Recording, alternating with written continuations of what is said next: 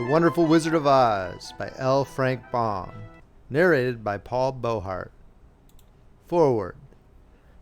Many children's tales come and go in popularity, but the ones that remain in the cultural lexicon have a storyline that is applicable to a variety of different time periods and situations. The Wonderful Wizard of Oz is a timeless classic because it portrays the excitement and obstacles in childhood that children from all eras must face. Dorothy's strange journey through the land of Oz represents the struggle that young people must face growing up. At the turn of the 20th century, L. Frank Baum set the story in a magical, far-off place. But the setting could easily be applied to the online worlds that children are forced to navigate in modern times. The wonderful friends that Dorothy meets during her travels, the Scarecrow, the Tin Woodman, the Cowardly Lion, plus an assortment of minor characters, shows how they must summon their wits, compassion, and bravery from within to work in a cooperative manner. The Wicked Witch of the West is representative of the schoolmarm envious of a child's youth, which can be seen today in the way children are often treated as second-class citizens. The Wizard of Oz is the eternal grifter who seeks to deceive the naive, and this type of character is frequently encountered by children in the online world of schemes and scams. With Dorothy's travels, she gets to engage in an exciting endeavor with her friends, challenge her foes, and even mature along the way. The Wonderful Wizard of Oz teaches us that the journey is always more exciting than the destination. I hope that you enjoy this classic children's tale. Signed, Paul Beauheart, Bangkok, Thailand, April 2023. If you are enjoying this reading from Friendly Frog Press, please make sure to subscribe and hit that like button. If you'd like to purchase a copy of this book, it is available on Amazon in ebook and paperback, and it is available on Audible as an audiobook. The links are in the description below, or you can check out friendlyfrogpress.com for purchasing options. The Wonderful Wizard of Oz by L. Frank Baum. Narrated by Paul Beauheart. Introduction. Folklore, legends, myths, and fairy tales have followed childhood through the ages, for every healthy youngster has a wholesome and instinctive love for stories fantastic, marvelous, and manifestly unreal. The winged fairies of Grimm and Andersen have brought more happiness to childish hearts than all other human creations. Yet the old-time fairy tale, having served for generations, may now be classed as historical in the children's library. For the time has come for a series of newer wonder tales, in which the stereotyped genie, dwarf, and fairy are eliminated, together with all the horrible and blood-curdling incidents devised by their authors to point a fearsome moral to each tale. Modern education includes morality. Therefore, the modern child seeks only entertainment in its wonder tales, and gladly dispenses with all disagreeable incident. Having this thought in mind, the story of The Wonderful Wizard of Oz was written solely to please children of today. It aspires to being a modernized fairy tale, in which the wonderment and joy are retained and the heartaches and nightmares are left out. Signed, L. Frank Baum, Chicago, April 1900.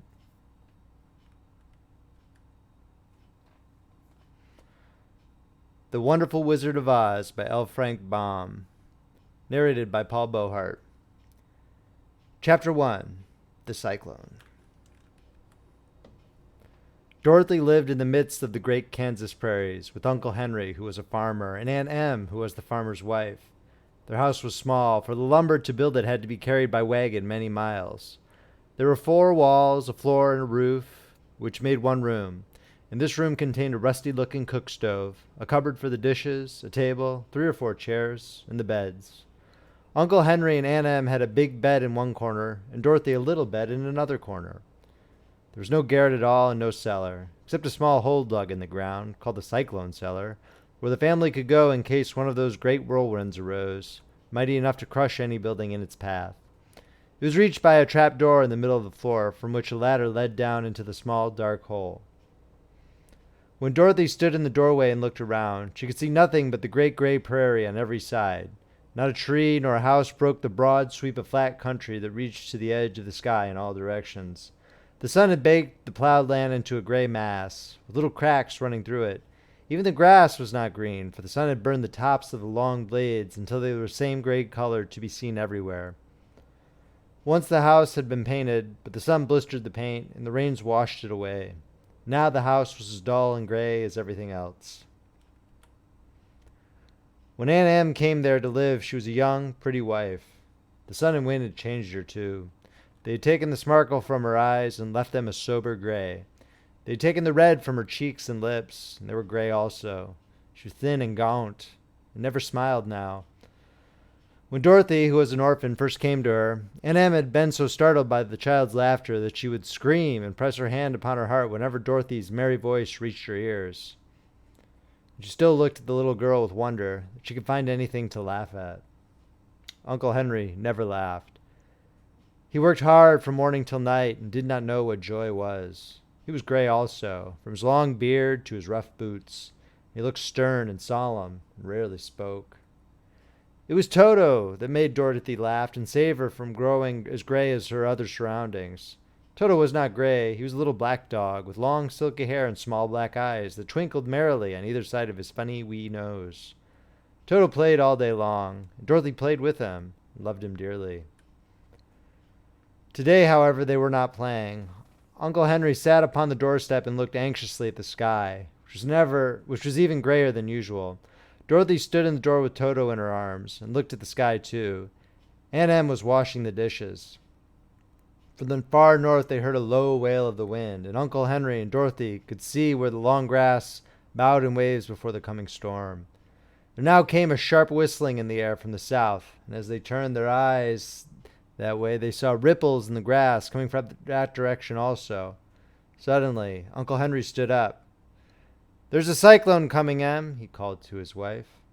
"I'll go look after the stock." Then he ran toward the sheds where the cows and horses were kept.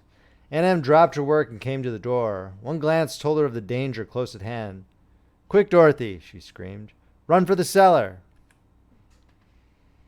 Toto jumped out of Dorothy's arms and hid under the bed. The girl started to get him. Aunt Em, badly frightened, threw open the trap door on the floor and climbed down the ladder into the small dark hole. Dorothy caught Toto at last and started to follow her aunt. She was halfway across the room. There came a great shriek from the wind, and the house shook so hard that she lost her footing and sat down suddenly upon the floor. Then a strange thing happened. The house whirled around 2 or 3 times and rose slowly through the air. Dorothy felt as if she were going up in a balloon.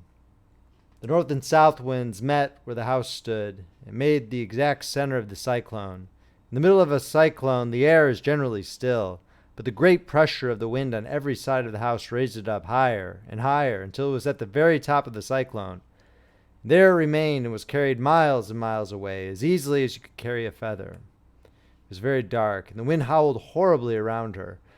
But Dorothy found she was riding quite easily. After the first few whirls around, and one other time when the house tipped badly, she felt as if she were being rocked gently, like a baby in a cradle.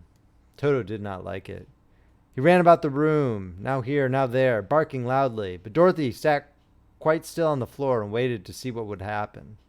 Once Toto got too near the open trap door and fell in, and at first the little girl thought she had lost him. But soon she saw one of his ears sticking up through the hole, for the strong pressure of the air was keeping him up so that he could not fall. She crept to the hole, caught Toto by the ear, and dragged him into the room again, afterward closing the trap door so that no more accidents could happen. Hour after hour passed away, and slowly Dorothy got over her fright. But she felt quite lonely, and the wind shrieked so loudly all about her that she nearly became deaf. At first she had wondered if she would be dashed to pieces when the house fell again, but as the hours passed and nothing terrible happened, she stopped worrying, resolved to wait calmly and see what the future could bring. At last she crawled over the swaying floor to her bed and lay down upon it. Toto followed and lay down beside her. In spite of the swaying of the house and the wailing of the wind, Dorothy soon closed her eyes and fell fast asleep. End of chapter. The Wonderful Wizard of Oz by L. Frank Baum. Narrated by Paul Beauheart. Chapter 2. The Council with the Munchkins. She was awakened by a shock so sudden and severe that if Dorothy had not been lying on the soft bed, she might have been hurt. As it was, the jar made her catch her breath and wonder what had happened, and Toto put his cold little nose into her face and whined dismally. Dorothy sat up and noticed that the house was not moving, nor was it dark, for the bright sunshine came in at the window, flooding the little room. She sprang from her bed and with Toto at her heels ran and opened the door. The little girl gave a cry of amazement and looked about her, her eyes growing bigger and bigger at the wonderful sight she saw. The cyclone had set the house down very gently, for a cyclone, in the midst of a country of marvelous beauty. There were lovely patches of greensward all about, with stately trees bearing rich and luscious fruits.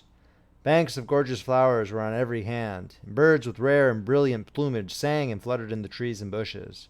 A little way off was a small brook, rushing and sparkling along between green banks, and murmuring in a voice very grateful to a little girl who lived so long on the dry, gray prairies. While she stood looking eagerly at the strange and beautiful sight, she noticed coming toward her a group of the queerest people she had ever seen. They were not as big as the grown folk she had always been used to, but neither were they very small. In fact, they seemed about as tall as Dorothy, who was a well-grown child for her age, although they were, as far as looks go, many years older. 3 were men and 1 a woman, and all were oddly dressed. They wore round hats that rose to a small point a foot above their heads, with little bells around the brims that tinkled sweetly as they moved. The hats of the men were blue. The little woman's hat was white, and she wore a white gown that hung in pleats from her shoulders. Over it were sprinkled little stars that glistened in the sun like diamonds. The men were dressed in blue, the same shade as their hats, and wore well-polished boots with a deep roll of blue at the tops. The men, Dorothy thought, were about as old as Uncle Henry. 2 of them had beards, but the little woman was doubtless much older. Her face was covered with wrinkles, her hair was nearly white, and she walked rather stiffly. When these people drew near the house where Dorothy was standing in the doorway, they paused and whispered among themselves, as if afraid to come farther. But the little old woman walked up to Dorothy, made a low bow, and said in a sweet voice, "You are welcome, most noble sorceress, to the land of the Munchkins. We are so grateful to you for having killed the Wicked Witch of the East and for setting our people free from bondage." Dorothy listened to this speech with wonder. What could the little woman possibly mean by calling her a sorceress and saying she had killed the Wicked Witch of the East? Dorothy was an innocent, harmless little girl who had been carried by a cyclone many miles from home, and she had never killed anything in all her life. The little woman evidently expected her to answer, so Dorothy said with hesitation, "You are very kind, but there must be some mistake. I have not killed anything." "Your house did anyway," replied the little old woman with a laugh. "And that is the same thing. See?" she continued, pointing to the corner of the house. "There are her 2 feet, still sticking out from under a block of wood." Dorothy looked and gave a little cry of fright. There indeed, just under the corner of the great beam the house rested on, 2 feet were sticking out, shod in silver shoes with pointed toes. "Oh dear! Oh dear!" cried Dorothy, clasping her hands together in dismay. "The house must have fallen on her. Whatever shall we do?" "There is nothing to be done," said the little woman calmly. "But who was she?" asked Dorothy. "She was the Wicked Witch of the East, as I said," answered the little woman. "She has held all the Munchkins in bondage for many years, making them slave for her night and day. Now they are all set free, and are grateful to you for the favor." "Who are the Munchkins?" inquired Dorothy. "They are the people who live in this land of the East, where the Wicked Witch ruled." "Are you a Munchkin?" asked Dorothy. "No, but I am their friend, although I live in the land of the North." "When they saw the Witch of the East was dead, the Munchkins sent a swift messenger to me, and I came at once. I am the Witch of the North." "Oh, gracious!" cried Dorothy. "Are you a real witch?" "Yes, indeed," answered the little woman. "But I am a good witch, and the people love me. I am not as powerful as the Wicked Witch was who ruled here, or I should have set the people free myself." "But I thought all witches were wicked," said the girl, who was half frightened at facing a real witch. "Oh no, that is a great mistake. There were only 4 witches in all the land of Oz, and 2 of them, those who live in the north and the south, are good witches. I know this is true, for I am one of them myself, and cannot be mistaken. Those who dwelt in the east and the west were, indeed, wicked witches. But now that you have killed one of them, there is but one wicked witch in all the land of Oz, the one who lives in the west." "But," said Dorothy after a moment's thought, "Aunt Em has told me that the witches were all dead, years and years ago." "Who is Aunt Em?" inquired the little old woman. "She is my aunt who lives in Kansas, where I came from." The Witch of the North seemed to think for a time, with her head bowed and her eyes upon the ground. Then she looked up and said, "I do not know where Kansas is, for I've never heard that country mentioned before. But tell me, is it a civilized country?" "Oh yes," replied Dorothy. Then that accounts for it. In the civilized countries, I believe there are no witches left, nor wizards, nor sorceresses, nor magicians. But you see, the land of Oz has never been civilized, for we are cut off from all the rest of the world. Therefore, we still have witches and wizards amongst us. Who are the wizards? Asked Dorothy. Oz himself is the great wizard, answered the witch, sinking her voice to a whisper. He is more powerful than all the rest of us together. He lives in the City of Emeralds. Dorothy was going to ask another question, but just then the Munchkins, who had been standing silently by, gave a loud shout and pointed to the corner of the house where the Wicked Witch had been lying. What is it? Asked the little old woman, and looked and began to laugh. The feet of the dead witch had disappeared entirely. Nothing was left but the silver shoes. She was so old, explained the Witch of the North, that she dried up quickly in the sun. That is the end of her. But the silver shoes are yours. You shall have them to wear. She reached down and picked up the shoes, and after shaking the dust out of them, handed them to Dorothy. The Witch of the East was proud of those silver shoes, said one of the Munchkins. There is some charm connected with them, but what it is we never knew. Dorothy carried the shoes into the house and placed them on the table. Then she came out again to the Munchkins and said, I am anxious to get back to my aunt and uncle, for I am sure they will worry about me. Can you help me find my way? The Munchkins and the witch first looked at one another, and then at Dorothy, and then shook their heads. At the east, not far from here, said one, there is a great desert, and none could live to cross it. It is the same at the south, said another, for I have been there and seen it. The south is the country of the Quadlings. I am told, said the third man, that it is the same at the west, and that country where the Winkies lived is ruled by the Wicked Witch of the West, who would make you her slave if you passed her way. The north is my home, said the old lady, and at its edge is the same great desert that surrounds this land of Oz. I'm afraid, my dear, you'll have to live with us. Dorothy began to sob at this, for she felt lonely among all these strange people. Her tears seemed to grieve the kind-hearted Munchkins, for they immediately took out their handkerchiefs and began to weep also. As for the little old woman, she took off her cap and balanced the point on the end of her nose, while she counted 1, 2, 3 in a solemn voice. At once the cap changed to a slate, on which was written in big white chalk marks, Let Dorothy go to the City of Emeralds. The little old woman took the slate from her nose, and having read the words on it, asked, Is your name Dorothy, my dear? Yes, answered the child, looking up and drying her tears.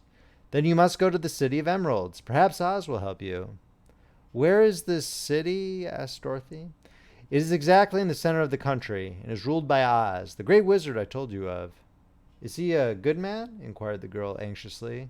He is a good wizard. Whether he's a man or not, I cannot tell, for I have never seen him. How can I get there? Asked Dorothy. You must walk. It is a long journey through a country that is sometimes pleasant and sometimes dark and terrible. However, I will use all the magic arts I know of to keep you from harm. Won't you go with me? Pleaded the girl, who had begun to look upon the little old woman as her only friend. No, I cannot do that, she replied. But I will give you my kiss, and no one will dare injure a person who has been kissed by the Witch of the North. She came close to Dorothy and kissed her gently on the forehead. Where her lips touched the girl, they left a round, shining mark, as Dorothy found out soon after. The road to the City of Emeralds is paved with yellow brick, said the witch, so you cannot miss it. When you get to Oz, do not be afraid of him, but tell your story and ask him to help you. Goodbye, my dear. The three Munchkins bowed low to her and wished her a pleasant journey, after which they walked away through the trees. The witch gave Dorothy a friendly little nod, rolled around on her left heel 3 times, and straightway disappeared, much to the surprise of little Toto, who barked after her loudly enough when she had gone, because he had been afraid even to growl while she stood by. But Dorothy, knowing her to be a witch, had expected her to disappear just that way. It was not surprised in the least. End of chapter. The Wonderful Wizard of Oz by L. Frank Baum. Narrated by Paul Beauheart. Chapter 3. How Dorothy Saved the Scarecrow. When Dorothy was left alone, she began to feel hungry. So she went to the cupboard and cut herself some bread, which she spread with butter. She gave some to Toto, and taking a pail from the shelf, she carried it down to the little brook and filled it with clear, sparkling water. Toto ran over to the trees and began to bark at the birds sitting there. Dorothy went to get him, and saw such delicious fruit hanging from the branches that she gathered some of it, finding it just what she wanted to help out her breakfast. Then she went back to the house, and having helped herself and Toto to a good drink of the cool, clear water, she set about making ready for the journey to the City of Emeralds. Dorothy had only one other dress, but that happened to be clean and was hanging on a peg beside her bed. It was gingham, with checks of white and blue, and although the blue was somewhat faded with many washings, it was still a pretty frock. The girl washed herself carefully, dressed herself in the clean gingham, and tied her pink sunbonnet on her head. She took a little basket and filled it with bread from the cupboard, laying a white cloth over the top. Then she looked down at her feet and noticed how old and worn her shoes were. "They surely will never do for a long journey, Toto," she said. Toto looked up into her face with his little black eyes and wagged his tail to show he knew what she meant. At that moment, Dorothy saw lying on the table the silver shoes that had belonged to the Witch of the East. "I wonder if they will fit me," she said to Toto. "They would be just the thing to take a long walk in, for they could not wear out." She took off her old leather shoes and tried on the silver ones, which fitted her as well as if they had been made for her. Finally, she picked up her basket. "Come along, Toto," she said. "We will go to the Emerald City and ask the Great Oz how to get back to Kansas again." She closed the door, locked it, and put the key carefully in the pocket of her dress. And so, with Toto trotting along soberly behind her, she started on her journey. There were several roads nearby, but it did not take her long to find the one paved with yellow bricks. Within a short time, she was walking briskly toward the Emerald City, her silver shoes tinkling merrily on the hard yellow roadbed. The sun shone bright, and the birds sang sweetly. Dorothy did not feel nearly so bad as you might think a little girl would who had been suddenly whisked away from her own country and set down in the midst of a strange land. She was surprised as she walked along to see how pretty the country was about her. There were neat fences at the sides of the road, painted a dainty blue color, and beyond them were fields of grain and vegetables in abundance. Evidently, the Munchkins were good farmers and able to raise large crops. Once in a while, she would pass a house, and the people came out to look at her and bow low as she went by, for everyone knew she had been the means of destroying the Wicked Witch and setting them free from bondage. The houses of the Munchkins were odd-looking dwellings, for each was round, with a big dome for a roof. All were painted blue, for in this country of the East, blue was the favorite color. Toward evening, when Dorothy was tired with her long walk and began to wonder where she should pass the night, she came to a house rather larger than the rest. On the green lawn before it, many men and women were dancing. 5 little fiddlers played as loudly as possible, and the people were laughing and singing, while a big table nearby was loaded with delicious fruits and nuts, pies and cakes, many other good things to eat. The people greeted Dorothy kindly and invited her to supper and to pass the night with them, for this was the home of one of the richest Munchkins in the land, and his friends were gathered with him to celebrate their freedom from the bondage of the Wicked Witch. Dorothy ate a hearty supper and was waited upon by the rich Munchkin himself, whose name was Bok. Then she sat upon a settee and watched the people dance. When Bok saw her silver shoes, he said, "You must be a great sorceress." "Why?" asked the girl. "Because you wear silver shoes and killed the Wicked Witch. Besides, you have white in your frock, and only witches and sorceresses wear white." "My dress is blue and white checks," said Dorothy, smoothing out the wrinkles in it. "It is kind of you to wear that," said Bok. "Blue is the color of the Munchkins, and white is the witch color, so we know you are a friendly witch." Dorothy did not know what to say to this, for all the people seemed to think her a witch. She knew very well she was only an ordinary little girl who had come by the chance of a cyclone into a strange land. When she had tired watching the dancing, Bok led her into the house, where he gave her a room with a pretty bed in it. The sheets were made of blue cloth, and Dorothy slept soundly in them till morning, with Toto curled up on the blue rug beside her. She ate a hearty breakfast and watched a wee Munchkin baby, who played with Toto and pulled his tail, and crowed and laughed in a way that greatly amused Dorothy. Toto was a fine curiosity to all the people, for they had never seen a dog before. How far is it to the Emerald City? The girl asked. I do not know, answered Bot gravely, for I have never been there. It is better for people to keep away from Oz, unless they have business with him. But it is a long way to the Emerald City, and will take you many days. The country here is rich and pleasant, but you must pass through rough and dangerous places before you reach the end of your journey. This worried Dorothy a little, but she knew that only the Great Oz could help her get to Kansas again, so she bravely resolved not to turn back. She bade her friends goodbye, and again started along the road of yellow brick. When she had gone several miles, she thought she would stop to rest, and so climbed to the top of the fence beside the road and sat down. There was a great cornfield beyond the fence, and not far away she saw a scarecrow, placed high on a pole to keep the birds from the ripe corn. Dorothy leaned her chin upon her hand and gazed thoughtfully at the scarecrow. Its head was a small sack stuffed with straw, with eyes, nose, and a mouth painted on it to represent a face. An old pointed blue hat that belonged to some Munchkin was perched on his head, and the rest of the figure was a blue suit of clothes, worn and faded, which had also been stuffed with straw. On the feet were some old boots with blue tops, such as every man wore in this country, and the figure was raised above the stalks of corn by means of the pole stuck up its back.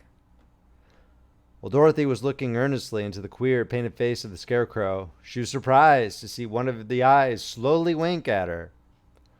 She thought she must have been mistaken at first, for none of the scarecrows in Kansas ever wink. But presently the figure nodded its head to her in a friendly way. Then she climbed down from the fence and walked up to it, while Toto ran around the pole and barked.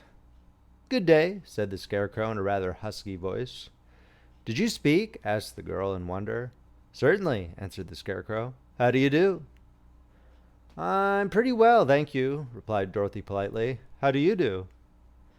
I'm not feeling well, said the scarecrow with a smile. For it's very tedious being perched up here night and day to scare away crows. Can't you get down? Asked Dorothy. No, for this pole is stuck up my back. If you will please take away the pole, I should be greatly obliged to you. Dorothy reached up both arms and lifted the figure off the pole. For being stuffed with straw, it was quite light. Thank you very much, said the scarecrow, when he had been set down on the ground. I feel like a new man. Dorothy was puzzled at this, for it sounded queer to hear a stuffed man speak, and to see him bow and walk along beside her.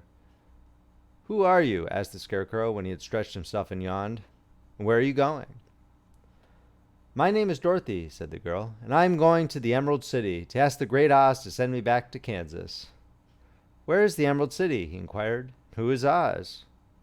Why, don't you know? She returned in surprise. No, indeed, I don't know anything. You see, I am stuffed, so I have no brains at all, he answered sadly. Oh, said Dorothy, I'm awfully sorry for you. Do you think, he asked, if I go to the Emerald City with you, that Oz would give me some brains? I cannot tell, she returned, but you may come with me, if you like. If Oz will not give you any brains, you'll be no worse off than you are now. That is true, said the scarecrow. You see, he continued confidentially, I don't mind my legs and arms and body being stuffed because I cannot get hurt. If anyone treads on my toes or sticks a pin into me, it doesn't matter, for I can't feel it. But I do not want people to call me a fool. And if my head stays stuffed with straw instead of with brains, as yours is, how am I ever to know anything? I understand how you feel, said the little girl, who was truly sorry for him. If you will come with me, I'll ask Oz to do all he can for you. Thank you, he answered gratefully. They walked back to the road. Dorothy helped him over the fence, and they started along the path of yellow brick for the Emerald City. Toto did not like this addition to the party at first. He smelled around the stuffed man as if he suspected there might be a nest of rats in the straw. He often growled in an unfriendly way at the scarecrow. Don't mind Toto, said Dorothy to her new friend. He never bites. Oh, I'm not afraid, replied the scarecrow. He can't hurt the straw.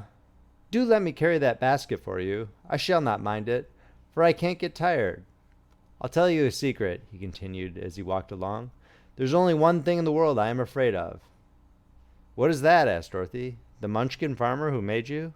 No, answered the scarecrow. It's a lighted match. End of chapter. The Wonderful Wizard of Oz by L. Frank Baum. Narrated by Paul Beauheart. Chapter 4. The Road Through the Forest. After a few hours, the road began to be rough. The walking grew so difficult that the Scarecrow often stumbled over the yellow bricks, which were here very uneven. Sometimes, indeed, they were broken or missing altogether, leaving holes that Toto jumped across and Dorothy walked around. As for the Scarecrow, having no brains, he walked straight ahead, and so stepped into the holes and fell at full length on the hard bricks. It never hurt him, however, and Dorothy would pick him up and set him upon his feet again, while he joined her in laughing merrily at his own mishap. The farms were not nearly so well cared for here as they were farther back. There were fewer houses and fewer fruit trees, and the farther they went, the more dismal and lonesome the country became. At noon, they sat down by the roadside, near a little brook. Dorothy opened her basket and got out some bread. She offered a piece to the Scarecrow, but he refused. "I am never hungry," he said, "and it is a lucky thing I am not, for my mouth is only painted, and if I should cut a hole in it so I could eat, the straw I'm stuffed with would come out, and that would spoil the shape of my head." Dorothy saw at once that this was true, so she only nodded and went on eating her bread. "Tell me something about yourself and the country you came from," said the Scarecrow, when she had finished her dinner. So she told him all about Kansas, how gray everything was there, and how the Cyclone had carried her to this queer land of Oz. The Scarecrow listened carefully and said, "I cannot understand why you should wish to leave this beautiful country and go back to the dry, gray place you call Kansas." "That is because you have no brains," answered the girl. "No matter how dreary and gray our homes are, we people of flesh and blood would rather live there than in any other country, be it ever so beautiful. There is no place like home." The Scarecrow sighed. "Of course, I cannot understand it," he said. "If your heads were stuffed with straw like mine, you would probably all live in the beautiful places, and then Kansas would have no people at all. It is fortunate for Kansas that you have brains." "Won't you tell me a story while we are resting?" asked the child. The Scarecrow looked at her reproachfully and answered, "My life has been so short that I really know nothing whatever. I was only made day before yesterday. What happened in the world before that time is all unknown to me. Luckily, when the farmer made my head, one of the first things he did was to paint my ears so that I heard what was going on. There was another Munchkin with him, and the first thing I heard was the farmer saying, 'How do you like those ears?' 'They aren't straight,' answered the other. 'Never mind,' said the farmer. 'They are ears just the same,' which was true enough. 'Now I'll make the eyes,' said the farmer, so he painted my right eye, and as soon as it was finished I found myself looking at him and everything around me with a great deal of curiosity, for this was my first glimpse of the world." "That's a rather pretty eye," remarked the Munchkin, who was watching the farmer. "Blue paint is just the color for eyes." "I think I'll make the other a little bigger," said the farmer, and when the second eye was done I could see much better than before. Then he made my nose and my mouth. I did not speak because at that time I didn't know what a mouth was for. I had the fun of watching them make my body and my arms and legs, and when they fastened on my head at last I felt very proud, for I thought I was just as good a man as anyone. "This fellow will scare the crows fast enough," said the farmer. "He looks just like a man." "Why, he is a man," said the other, and I quite agreed with him. The farmer carried me under his arm to the cornfield and set me up on a tall stick, where you found me. He and his friends soon after walked away and left me alone. I did not like to be deserted this way, so I tried to walk after them, but my feet would not touch the ground, and I was forced to stay on that pole. It was a lonely life to lead, for I had nothing to think of, having been made such a little while before. Many crows and other birds flew into the cornfield, but as soon as they saw me they flew away again, thinking I was a Munchkin, and this pleased me and made me feel that I was quite an important person. By and by an old crow flew near me, and after looking at me carefully, he perched upon my shoulder and said, "I wonder if that farmer thought to fool me in this clumsy manner. Any crow of sense could see that you are only stuffed with straw." Then he hopped down at my feet and ate all the corn he wanted. The other birds, seeing he was not harmed by me, came to eat the corn too, so in a short time there was a great flock of them about me. I felt sad at this, for it showed I was not such a good Scarecrow after all. But the old crow comforted me, saying, "If you only had brains in your head, you'd be as good a man as any of them, and a better man than some of them." Brains are the only things worth having in this world, no matter whether one is a crow or a man. After the crows had gone, I thought this over and decided I would try hard to get some brains. By good luck, you came along and pulled me off the stake. From what you say, I'm sure the Great Oz will give you brains as soon as we get to the Emerald City. I hope so, said Dorothy earnestly, since you seem anxious to have them. Oh yes, I am anxious, returned the Scarecrow. It is such an uncomfortable feeling to know one is a fool. Well, said the girl, let us go, and she handed the basket to the Scarecrow. There were no fences at all by the roadside now. The land was rough and untilled. Toward evening they came to a great forest, where the trees grew so big and close together that their branches met over the road of yellow brick. It was almost dark under the trees, for the branches shut out the daylight, but the travelers did not stop and went on into the forest.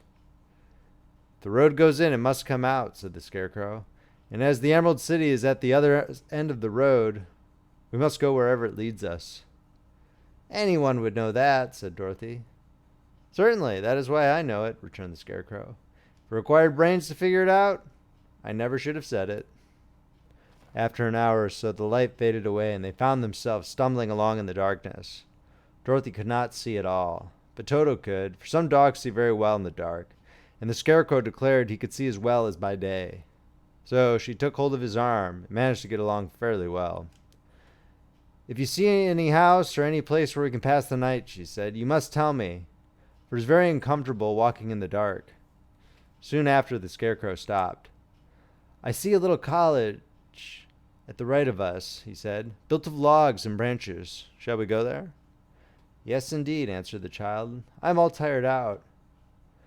So the Scarecrow led her through the trees until they reached the cottage. Dorothy entered and found a bed of dried leaves in one corner. She lay down at once, and with Toto beside her soon fell into a sound sleep. The Scarecrow, who was never tired, stood up in another corner and waited patiently until morning came. End of chapter. The Wonderful Wizard of Oz by L. Frank Baum. Narrated by Paul Beauheart. Chapter 5. The Rescue of the Tin Woodman. When Dorothy awoke, the sun was shining through the trees, and Toto had long been out chasing birds around him and squirrels. She sat up and looked around her.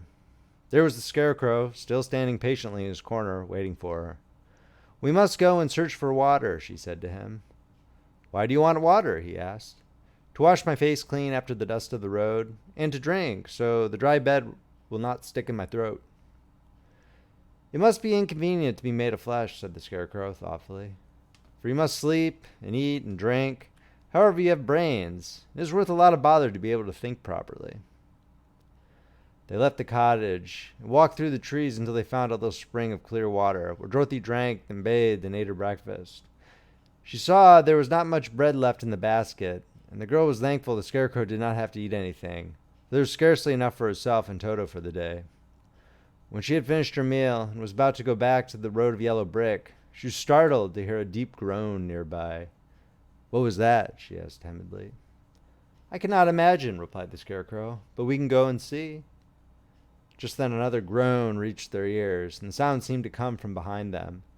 They turned and walked through the forest a few steps, when Dorothy discovered something shining in a ray of sunshine that fell between the trees.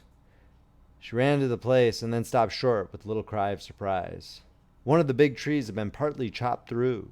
Standing beside it with an uplifted axe in his hands was a man made entirely of tin.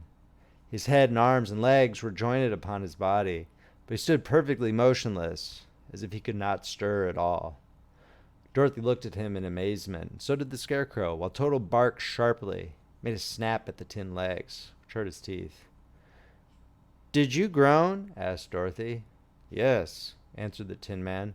I did. I've been groaning for more than a year, and no one has ever heard me before or come to help me. What can I do for you? She inquired softly, for she was moved by the sad voice in which the man spoke. Get an oil can and oil my joints, he answered. They are rusted so badly that I cannot move them at all, and I am well oiled. I shall soon be all right again. You will find an oil can on a shelf in my cottage. Dorothy at once ran back to the cottage and found the oil can. And then she returned and asked anxiously, Where are your joints? "Oil my neck first," replied the Tin Woodman. So she oiled it, and as it was quite badly rusted, the Scarecrow took hold of the tin head and moved it gently from side to side until it worked freely. And then the man controlled it himself. "Now oil the joints in my arms," he said. And Dorothy oiled them, and the Scarecrow bent them carefully until they were quite free from rust and as good as new. The Tin Woodman gave a sigh of satisfaction and lowered his axe, which he leaned against the tree. "This is a great comfort," he said. "I've been holding that axe in the air ever since I rusted, and I'm glad to be able to put it down at last. Now, if you will oil the joints of my legs, I shall be all right once more." So they oiled his legs until he could move them freely. And he thanked them again and again for his release, for he seemed a very polite creature, very grateful. "I might have stood there always if you had not come along," he said. "So you have certainly saved my life. How did you happen to be here?" "We are on our way to the Emerald City to see the Great Oz," she answered, "and we stopped at your cottage to pass the night." "Why do you wish to see Oz?" he asked. "I want him to send me back to Kansas. The Scarecrow wants him to put a few brains into his head," she replied. The Tin Woodman appeared to think deeply for a moment. Then he said, "Do you suppose Oz could give me a heart?" "Why, I guess so," Dorothy answered. "It would be as easy as to give the Scarecrow brains." "True," the Tin Woodman returned. "So, if you will allow me to join your party, I will also go to the Emerald City and ask Oz to help me." "Come along," said the Scarecrow heartily, and Dorothy added that she would be pleased to have his company. So the Tin Woodman shouldered his axe, and they all passed through the forest until they came to the road that was paved with yellow brick.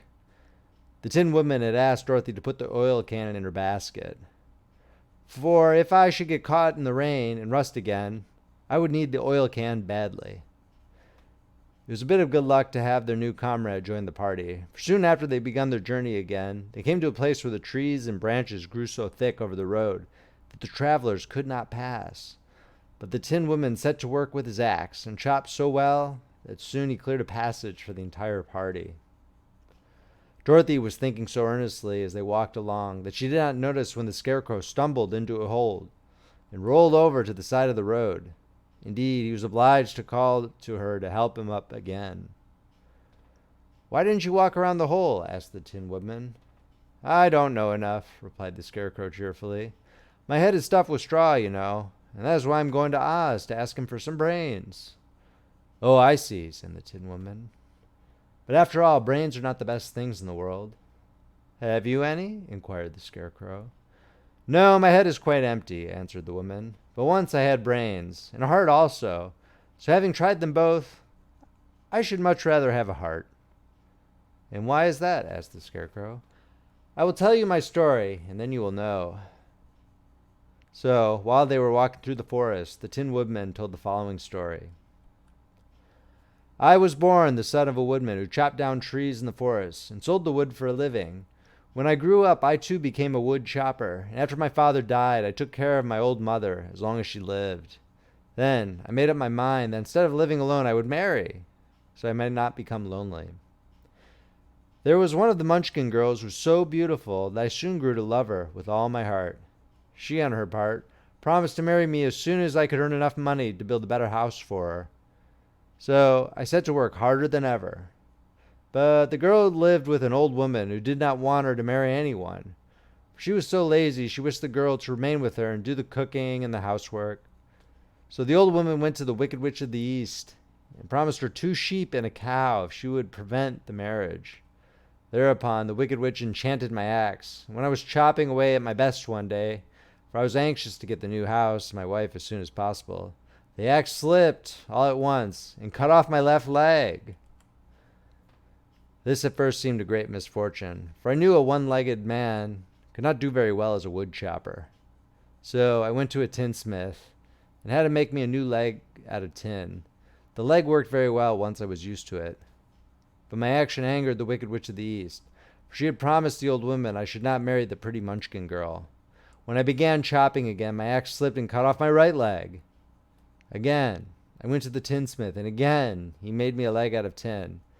After this, the enchanted axe cut off my arms, one after the other. But nothing daunted, I had them replaced with tin ones. The Wicked Witch then made the axe slip and cut off my head. And at first I thought that was the end of me. But the tin Sith happened to come along, and he made me a new head out of tin. I thought I had beaten the Wicked Witch then, and I worked harder than ever, but I little knew how cruel my enemy could be. She thought of a new way to kill my love for the beautiful Munchkin maiden, and made my axe slip again, so that it cut right through my body, splitting me into two halves.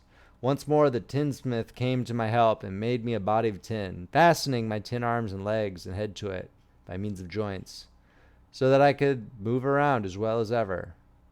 But alas, I had now no heart, so that I lost all my love for the Munchkin girl, and did not care whether I married her or not. I suppose she is still living with the old woman, waiting for me to come after her. My body shone so brightly in the sun that I felt very proud of it, and it did not matter now if my axe slipped, for it could not cut me.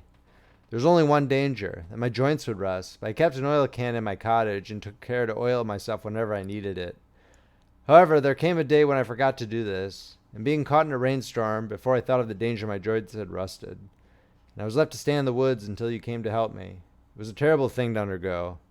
But during the year I stood there, I had time to think that the greatest loss I'd known was the loss of my heart.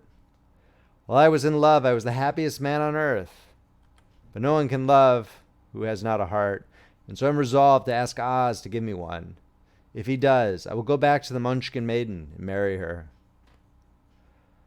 Both Dorothy and the Scarecrow had been greatly interested in the story of the Tin Woodman, and now they knew why he was so anxious to get a new heart. All the same, said the Scarecrow, I shall ask for brains instead of a heart, for a fool would not know what to do with a heart if he had one. I shall take the heart, returned the Tin Woodman, for brains do not make one happy, and happiness is the best thing in the world. Dorothy did not say anything, for she was puzzled to know which of her two friends was right, and she decided if she could only get back to Kansas and Aunt Em, it did not matter so much whether the Woodman had no brains and the Scarecrow no heart, or each got what he wanted. What worried her most was that the bread was nearly gone, and another meal for herself and Toto would empty the basket. To be sure, neither the Woodman nor the Scarecrow ever ate anything, but she was not made of tin nor straw, and could not live unless she was fed.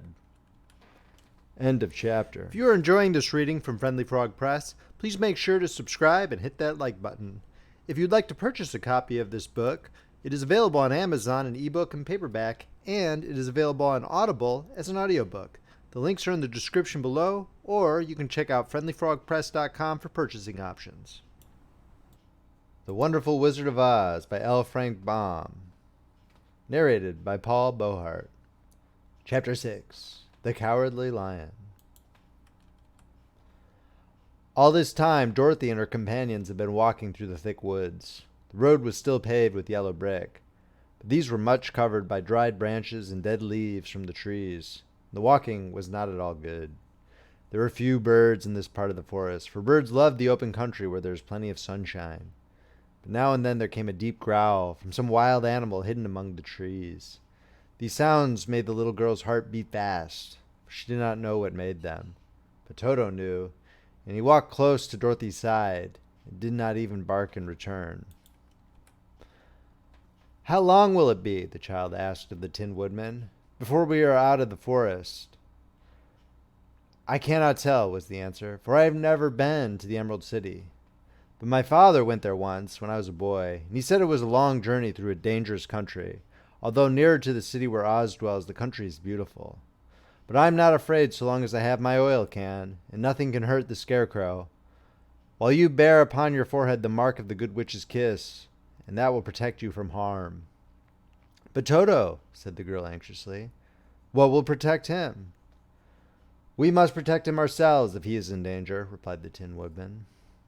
Just as he spoke, there came from the forest a terrible roar, and the next moment a great lion bounded into the road. With one blow of his paw, he sent the Scarecrow spinning over and over to the edge of the road, and then he struck at the Tin Woodman with his sharp claws. But, to the lion's surprise, he could make no impression on the tin, although the woodman fell over in the road and lay still. Little Toto, now that he had an enemy to face, ran barking toward the lion, and the great beast had opened his mouth to bite the dog. When Dorothy, fearing Toto would be killed, and heedless of danger, rushed forward and slapped the lion upon his nose as hard as she could, while she cried out, "Don't you dare to bite Toto! You ought to be ashamed of yourself, a big beast like you, to bite a poor little dog." "I didn't bite him," said the lion, and he rubbed his nose with his paw where Dorothy had hit it. "No, but you tried to," she retorted. "You're nothing but a big coward." "I know it," said the lion, hanging his head in shame. "I've always known it. But how can I help it?" "I don't know, I'm sure. To think of your striking a stuffed man like the poor Scarecrow." "Is he stuffed?" asked the lion in surprise, as he watched her pick up the Scarecrow and set him upon his feet, while she patted him into shape again. "Of course he's stuffed," replied Dorothy, who was still angry. "That's why he went over so easily," remarked the lion. "It astonished me to see him whirl around so. Is the other one stuffed also?" "No," said Dorothy. "He's made of tin." And she helped the woodman up again. "That's why I nearly blunted my claws," said the lion. "When they scratched against the tin, it made a cold shiver run down my back." "What is that little animal you're so tender of?" "He is my dog Toto," answered Dorothy. "Is he made of tin or stuffed?" asked the lion. "Neither. He's a meat dog," said the girl. "Oh, he's a curious animal and seems remarkably small, now that I look at him. No one would think of biting such a little thing, except a coward like me," continued the lion sadly. "What makes you a coward?" asked Dorothy, looking at the great beast in wonder, for he was as big as a small horse. "It's a mystery," replied the lion. "I suppose I was born that way. All the other animals in the forest naturally expect me to be brave, for the lion is everywhere thought to be the king of beasts. I learned that if I roared very loudly, every living thing was frightened and got out of my way. Whenever I've met a man, I've been awfully scared. I just roared at him, and he has always run away as fast as he could go. If the elephants and the tigers and the bears had ever tried to fight me, I should have run myself. I'm such a coward. But just as soon as they hear me roar, they all try to get away from me, and of course I let them go." "But that isn't right. The king of beasts shouldn't be a coward," said the Scarecrow. "I know it," returned the lion, wiping a tear from his eye with the tip of his tail. "It is my great sorrow and makes my life very unhappy. But whenever there is danger, my heart begins to beat fast." "Perhaps you have heart disease?" said the Tin Woodman. "It may be," said the lion. "If you have," continued the Tin Woodman, "you ought to be glad, for it proves you have a heart. For my part, I have no heart, so I cannot have heart disease." "Perhaps," said the lion thoughtfully, "if I had no heart, I should not be a coward." "Have you brains?" asked the Scarecrow. "I suppose so. I've never looked to see," replied the lion. "I'm going to the Great Oz to ask him to give me some," remarked the Scarecrow, "for my head is stuffed with straw." "And I'm going to ask him to give me a heart," said the Woodman. "And I'm going to ask him to send Toto and me back to Kansas," added Dorothy. "Do you think Oz could give me courage?" asked the Cowardly Lion. "Just as easily as he could give me brains," said the Scarecrow. "Or give me a heart," said the Tin Woodman. "Or send me back to Kansas," said Dorothy. "Then, if you don't mind, I'll go with you," said the Lion, "for my life is simply unbearable without a bit of courage." "You will be very welcome," answered Dorothy, "for you will help to keep away the other wild beasts. It seems to me they must be more cowardly than you are if they allow you to scare them so easily." "They really are," said the lion. "But that doesn't make me any braver, and as long as I know myself to be a coward, I shall be unhappy."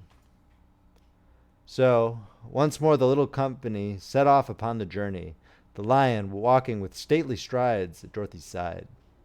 Toto did not approve of the new comrade at first, for he could not forget how nearly he had been crushed between the lion's great jaws. But after a time he became more at ease, and presently Toto and the Cowardly Lion had grown to be good friends. During the rest of the day there was no other adventure to mar the peace of their journey. Once, indeed, the Tin Woodman stepped upon a beetle that was clawing along the road and killed the poor little thing. This made the Tin Woodman very unhappy, for he was always careful not to hurt any living creature. And as he walked along he wept several tears of sorrow and regret. These tears ran slowly down his face and over the hinges of his jaw, and there they rusted. When Dorothy presently asked him a question, the Tin Woodman could not open his mouth, for his jaws were tightly rusted together. He became greatly frightened at this, and made many motions to Dorothy to relieve him, but she could not understand. The lion was also puzzled to know that what was wrong, but the Scarecrow seized the oil can from Dorothy's basket and oiled the woman's jaws, so that after a few moments he could talk as well as before. "This will serve me a lesson," said he, "to look where I step, for if I should kill another bug or beetle, I should surely cry again, and crying rusts my jaws so that I cannot speak." Thereafter he walked very carefully, with his eyes on the road, and when he saw a tiny ant toiling by, he would step over it, so as not to harm it. The Tin Woodman knew very well he had no heart, and therefore he took great care never to be cruel or unkind to anything. "You people with hearts," he said, "have something to guide you, and need never do wrong. But I have no heart, and so I must be very careful. When Oz gives me a heart, of course, I needn't mind so much." End of chapter.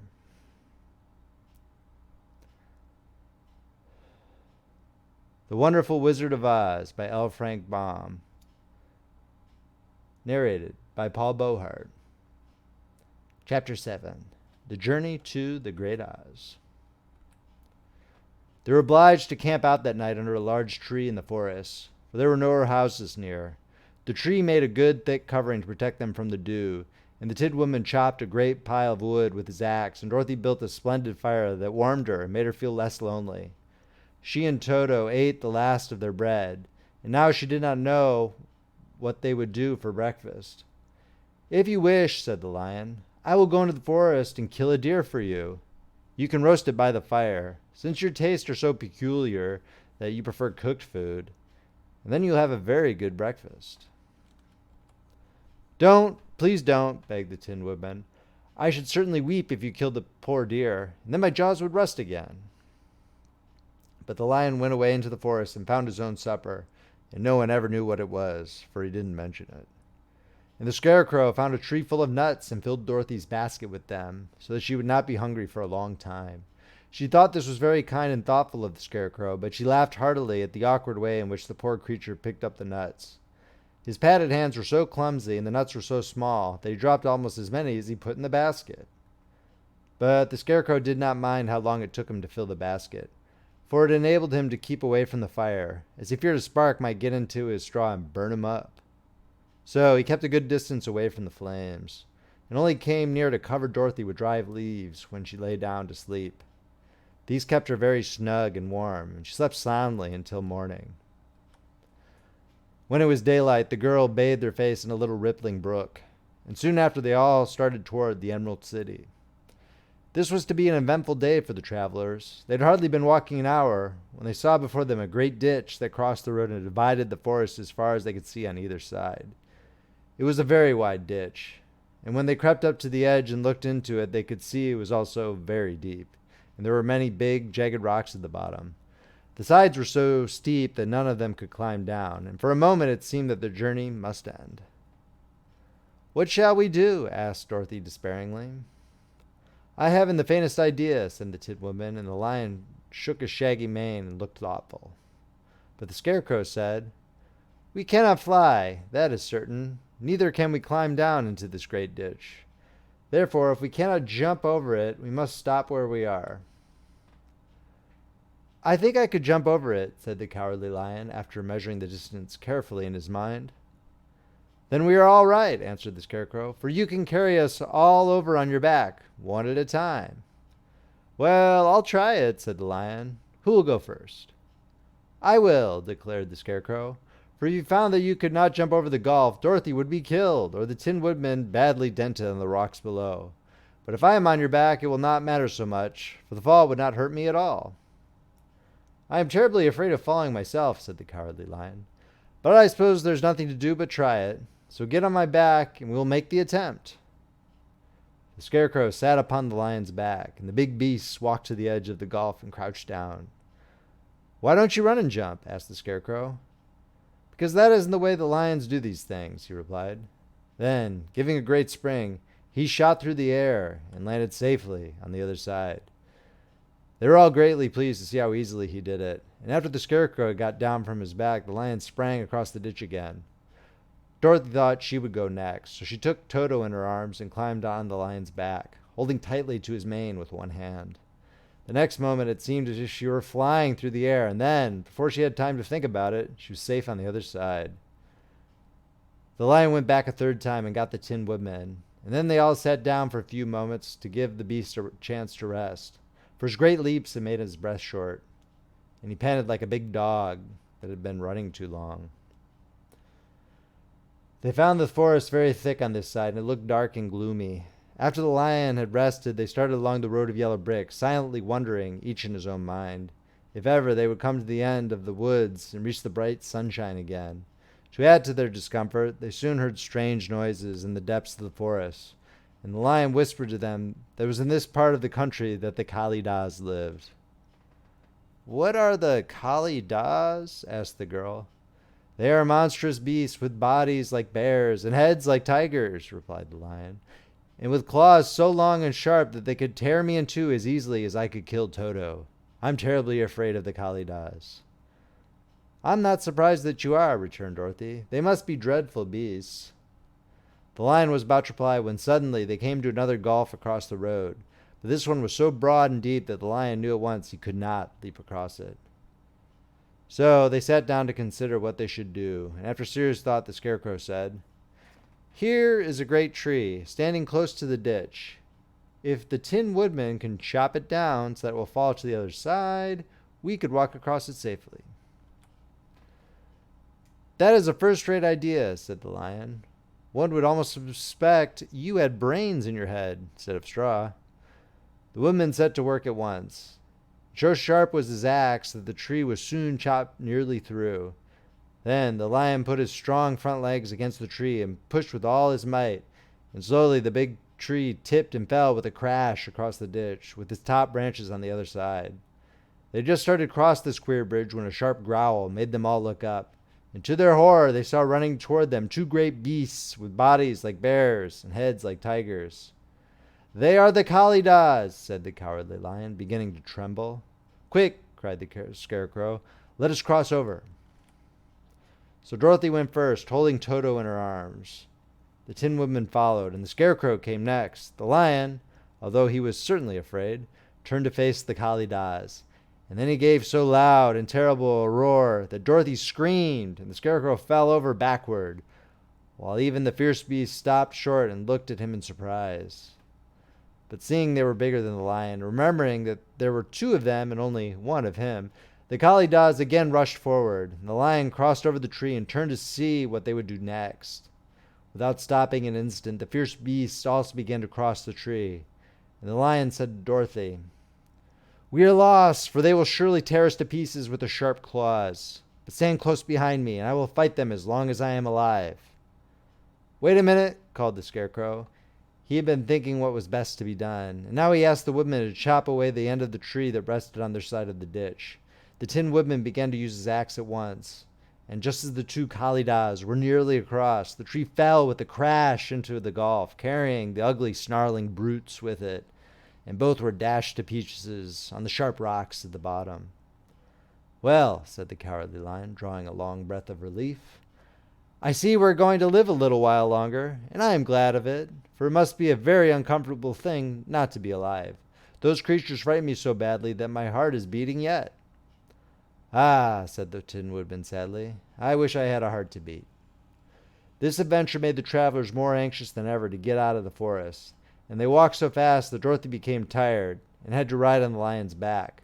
To their great joy, the trees became thinner the farther they advanced, and in the afternoon they suddenly came upon a broad river flowing swiftly just before them. On the other side of the water they could see the road of yellow brick running through a beautiful country, with green meadows dotted with bright flowers, and all the road bordered with trees hanging full of delicious fruits. They were greatly pleased to see this delightful country before them. "How shall we cross the river?" asked Dorothy. "That is easily done," replied the Scarecrow. "The Tin Woodman must build us a raft, so we can float to the other side." So the woodman took his axe and began to chop down small trees to make a raft. While he was busy at this, the Scarecrow found on the river bank a tree full of fine fruit. This pleased Dorothy, who had eaten nothing but nuts all day. She made a hearty meal of the ripe fruit. But it takes time to make a raft, even when one is as industrious and untiring as the Tin Woodman, and when night came the work was not done. So they found a cozy place under the trees where they slept well until the morning, and Dorothy dreamed of the Emerald City and of the good Wizard Oz, who would soon send her back to her own home again. End of chapter. The Wonderful Wizard of Oz by L. Frank Baum. Narrated by Paul Beauheart. Chapter 8. The Deadly Poppy Field. Our little party of travelers awakened the next morning refreshed and full of hope, and Dorothy breakfasted like a princess off peaches and plums from the trees beside the river. Behind them was the dark forest they had passed safely through, although they had suffered many discouragements. But before them was a lovely sunny country that seemed to beckon them on to the Emerald City. To be sure, the broad river now cut them off from this beautiful land, but the raft was nearly done, and after the Tin Woodman had cut a few more logs and fastened them together with wooden pins, they were ready to start. Dorothy sat down in the middle of the raft and held Toto in her arms. When the Cowardly Lion stepped upon the raft, it tipped badly, for he was big and heavy. But the Scarecrow and the Tin Woodman stood upon the other end to steady it, and they had long poles in their hands to push the raft through the water. They got along quite well at first, but when they reached the middle of the river, the swift current swept the raft downstream, farther and farther away from the road of yellow brick, and the water grew so deep that the long poles would not touch the bottom. "This is bad," said the Tin Woodman, "for if we cannot get to the land, we shall be carried into the country of the Wicked Witch of the West. She will enchant us and make us her slaves." "And then I should get no brains," said the Scarecrow. "And I should get no courage," said the Cowardly Lion. "And I should get no heart," said the Tin Woodman. "And I should never get back to Kansas," said Dorothy. "We must certainly get to the Emerald City if we can," the Scarecrow continued, and he pushed so hard on his long pole that it stuck fast in the mud at the bottom of the river. Then, before he could pull it out again or let go, the raft was swept away, and the poor Scarecrow was left clinging to the pole in the middle of the river. "Goodbye," he called after them, and they were very sorry to leave him. Indeed, the Tin Woodman began to cry, but fortunately remembered that he might rust, and so dried his tears on Dorothy's apron. Of course, this was a bad thing for the Scarecrow. "I am now worse off than when I first met Dorothy," he thought. "Then I was stuck on a pole in a cornfield where I could make believe scare the crows at any rate. But surely there's no use for a Scarecrow stuck on a pole in the middle of a river. I am afraid I shall never have any brains after all." Down the stream the raft floated, and the poor Scarecrow was left far behind. Then the Lion said, "Something must be done to save us. I think I can swim to the shore and pull the raft after me, if you will only hold fast to the tip of my tail." So he sprang into the water, and the Tin Woodman caught fast hold of his tail. Then the Lion began to swim with all his might toward the shore. It was hard work, although he was so big, but by and by they were drawn out of the current, and then Dorothy took the Tin Woodman's long pole and helped push the raft to land. They were all tired out when they reached the shore at last, and stepped off upon the pretty green grass. They also knew that the stream had carried them a long way past the road of yellow brick that led to the Emerald City. "What shall we do now?" asked the Tin Woodman, as the Lion lay down on the grass and let the sun dry him. "We must get back to the road in some way," said Dorothy. "The best plan will be to walk along the river bank until we come to the road again," remarked the Lion. So, when they were rested, Dorothy picked up her basket, and they started along the grassy bank to the road from which the river had carried them. It was a lovely country with plenty of flowers and fruit trees and sunshine to cheer them, and had they not felt so sorry for the poor Scarecrow, they could have been very happy. They walked along as fast as they could, Dorothy only stopping once to pick a beautiful flower, and after a time the Tin Woodman cried out, "Look!" Then they all looked at the river and saw the Scarecrow perched upon his pole in the middle of the water, looking very lonely and sad. "What can we do to save him?" asked Dorothy. The Lion and the Woodman both shook their heads, for they did not know. So they sat down upon the bank and gazed wistfully at the Scarecrow until a stork flew by, who, upon seeing them, stopped to rest at the water's edge. "Who are you, and where are you going?" asked the stork. "I am Dorothy," answered the girl, "and these are my friends, the Tin Woodman and the Cowardly Lion, and we are going to the Emerald City." "This isn't the road," said the stork, as she twisted her long neck and looked sharply at the queer party. "I know it," returned Dorothy, "but we have lost the Scarecrow and are wondering how we shall get him again." "Where is he?" asked the stork. "Over there in the river," answered the little girl. "If he wasn't so big and heavy, I would get him for you," remarked the stork. "He isn't heavy a bit," said Dorothy eagerly, "for he is stuffed with straw, and if you will bring him back to us, we shall thank you ever and ever so much." "Well, I'll try," said the stork, "but if I find he is too heavy to carry, I shall have to drop him in the river again." So the big bird flew into the air and over the water, till she came to where the Scarecrow was perched upon his pole. Then the stork, with her great claws, grabbed the Scarecrow by the arm and carried him up into the air and back to the bank, where Dorothy and the lion and the Tin Woodman and Toto were sitting. When the Scarecrow found himself among his friends again, he was so happy that he hugged them all, even the lion and Toto. And as they walked along, he sang, "Tol-de-ri-de-o," at every step. He felt so gay. "I was afraid I should have to stay in the river forever," he said, "but the kind stork saved me. And if I ever get any brains, I shall find the stork again and do her some kindness in return." "That's all right," said the stork, who was flying along beside them. "I always like to help anyone in trouble. But I must go now, for my babies are waiting in the nest for me. I hope you will find the Emerald City and that Oz will help you." "Thank you," replied Dorothy, and then the kind stork flew into the air and was soon out of sight. They walked along listening to the singing of the brightly colored birds and looking at the lovely flowers which now became so thick that the ground was carpeted with them. There were big yellow and white and blue and purple blossoms, besides great clusters of scarlet poppies, which were so brilliant in color they almost dazzled Dorothy's eyes. "Aren't they beautiful?" the girl asked as she breathed in the spicy scent of the bright flowers. "I suppose so," answered the Scarecrow. "When I have brains, I shall probably like them better." "If I only had a heart, I should love them," added the Tin Woodman. "I always did like flowers," said the lion. "They seem so helpless and frail, but there are none in the forest so bright as these." They now came upon more and more of the big scarlet poppies, and fewer of the other flowers, and soon they found themselves in the midst of a great meadow of poppies. Now, it is well known that when there are many of these flowers together, their odor is so powerful that anyone who breathes it falls asleep. And if the sleeper is not carried away from the scent of the flowers, he sleeps on forever. But Dorothy did not know this, nor could she get away from the bright red flowers that were everywhere about. So presently her eyes grew heavy, and she felt she must sit down to rest and to sleep.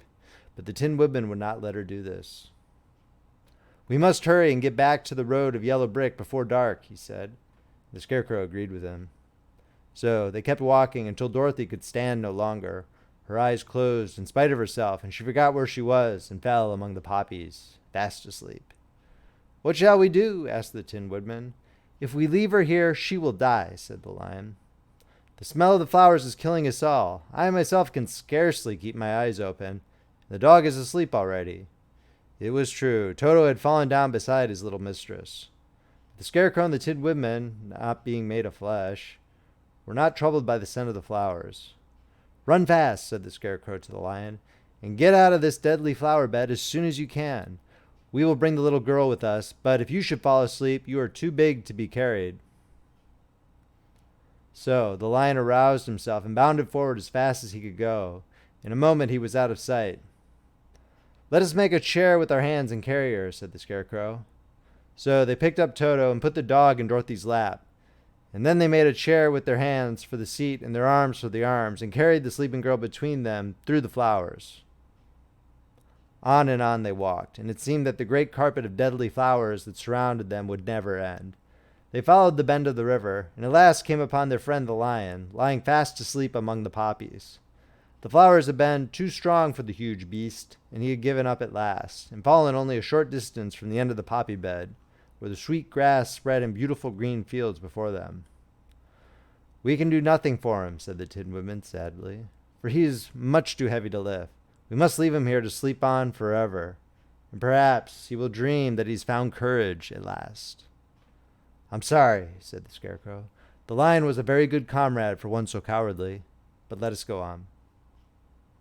They carried the sleeping girl to a pretty spot beside the river, far enough from the poppy field to prevent her breathing any more of the poison of the flowers. And here they laid her gently on the soft grass and waited for the fresh breeze to waken her. End of chapter. The Wonderful Wizard of Oz by L. Frank Baum. Narrated by Paul Beauheart. Chapter 9. The Queen of the Field Mice. "We cannot be far from the road of yellow brick now," remarked the Scarecrow, as he stood beside the girl, "for we have come nearly as far as the river carried us away." The Tin Woodman was about to reply when he heard a low growl, and turning his head, which worked beautifully on hinges, he saw a strange beast come bounding over the grass toward them. It was indeed a great yellow wildcat. The Woodman thought it must be chasing something, for its ears were lying close to its head, and its mouth was wide open, showing 2 rows of ugly teeth, while its red eyes glowed like balls of fire. As it came nearer, the Tin Woodman saw that running before the beast was a little gray field mouse.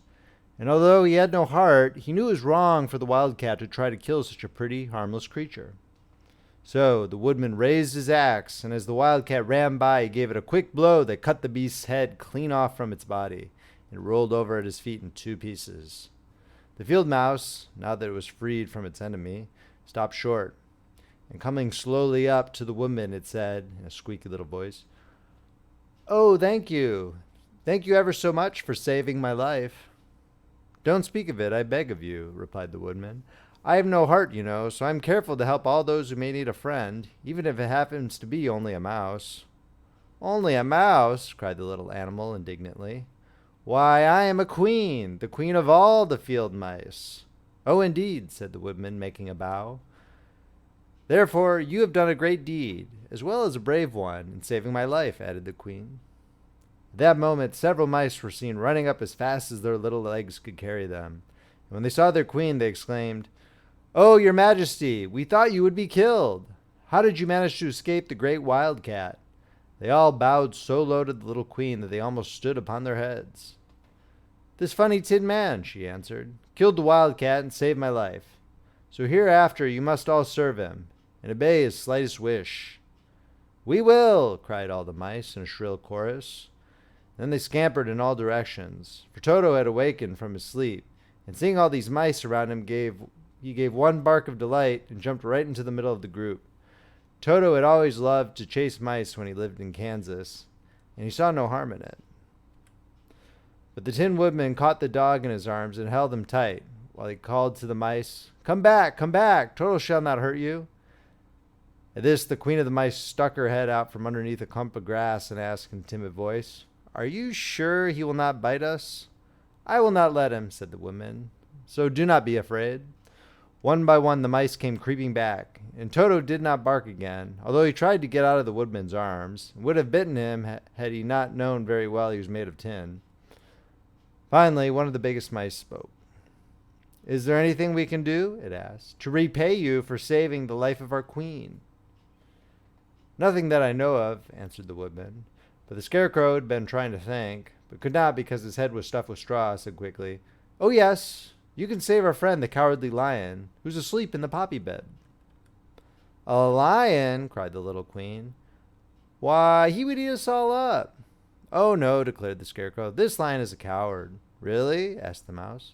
"He says so himself," answered the Scarecrow, "and he would never hurt anyone who is our friend. If you will help us to save him, I promise that he shall treat you all with kindness." "Very well," said the queen, "we trust you, but what shall we do?" "Are there many of these mice which call you queen and are willing to obey you?" "Oh yes, there are thousands," she replied. "Then send for them all to come here as soon as possible, and let each one bring a long piece of string." The queen turned to the mice that attended her and told them to go at once and get all her people. As soon as they heard her orders, they ran away in every direction as fast as possible. "Now," said the Scarecrow to the Tin Woodman, "you must go to those trees by the riverside and make a truck that will carry the lion." So the woman went at once to the trees and began to work. And he soon made a truck out of the limbs of trees, from which he chopped away all the leaves and branches. He fastened it together with wooden pegs and made the 4 wheels out of short pieces of a big tree trunk. So fast and so well did he work that by the time the mice began to arrive, the truck was all ready for them. They came from all directions, and there were thousands of them, big mice and little mice and middle-sized mice, and each one brought a piece of string in his mouth. It was about this time that Dorothy woke from her long sleep and opened her eyes.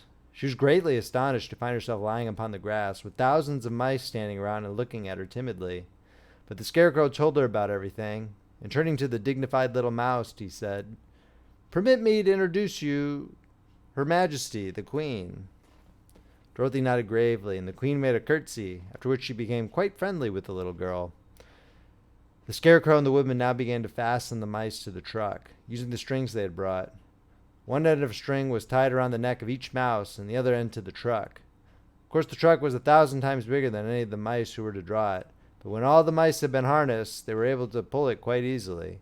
Even the Scarecrow and the Tin Woodman could sit on it, and were drawn swiftly by their queer little horses to the place where the lion lay asleep.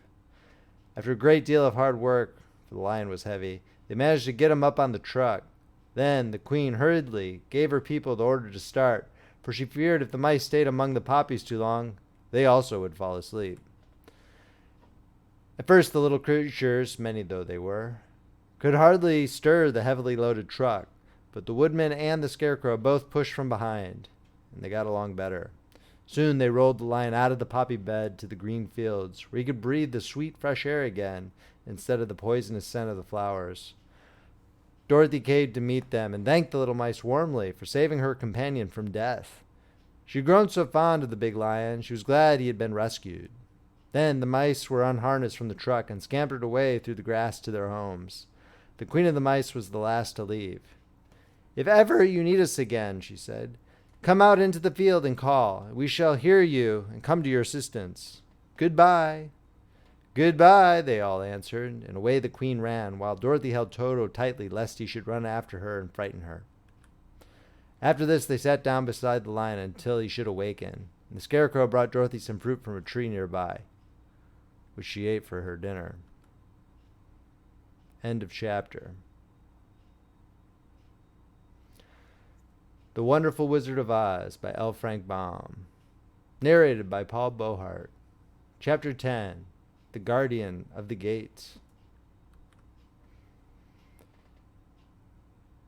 It was some time before the cowardly lion awakened, for he had lain among the poppies a long while, breathing in their deadly fragrance. But when he did open his eyes and roll off the truck, he was very glad to find himself still alive. "I ran as fast as I could," he said, sitting down and yawning, "but the flowers were too strong for me. How did you get me out?" Then they told him of the field mice, and how they had generously saved him from death, and the cowardly lion laughed and said, "I've always thought myself very big and terrible, yet such little things as flowers came near to killing me, and such small animals as mice have saved my life. How strange it all is. But comrades, what shall we do now?" "We must journey on until we find the road of yellow brick again," said Dorothy, "and then we can keep on to the Emerald City." So, the lion being fully refreshed and feeling quite himself again, they all started upon the journey, greatly enjoying the walk through the soft, fresh grass. And it was not long before they reached the road of yellow brick and turned again toward the Emerald City where the great Oz dwelt.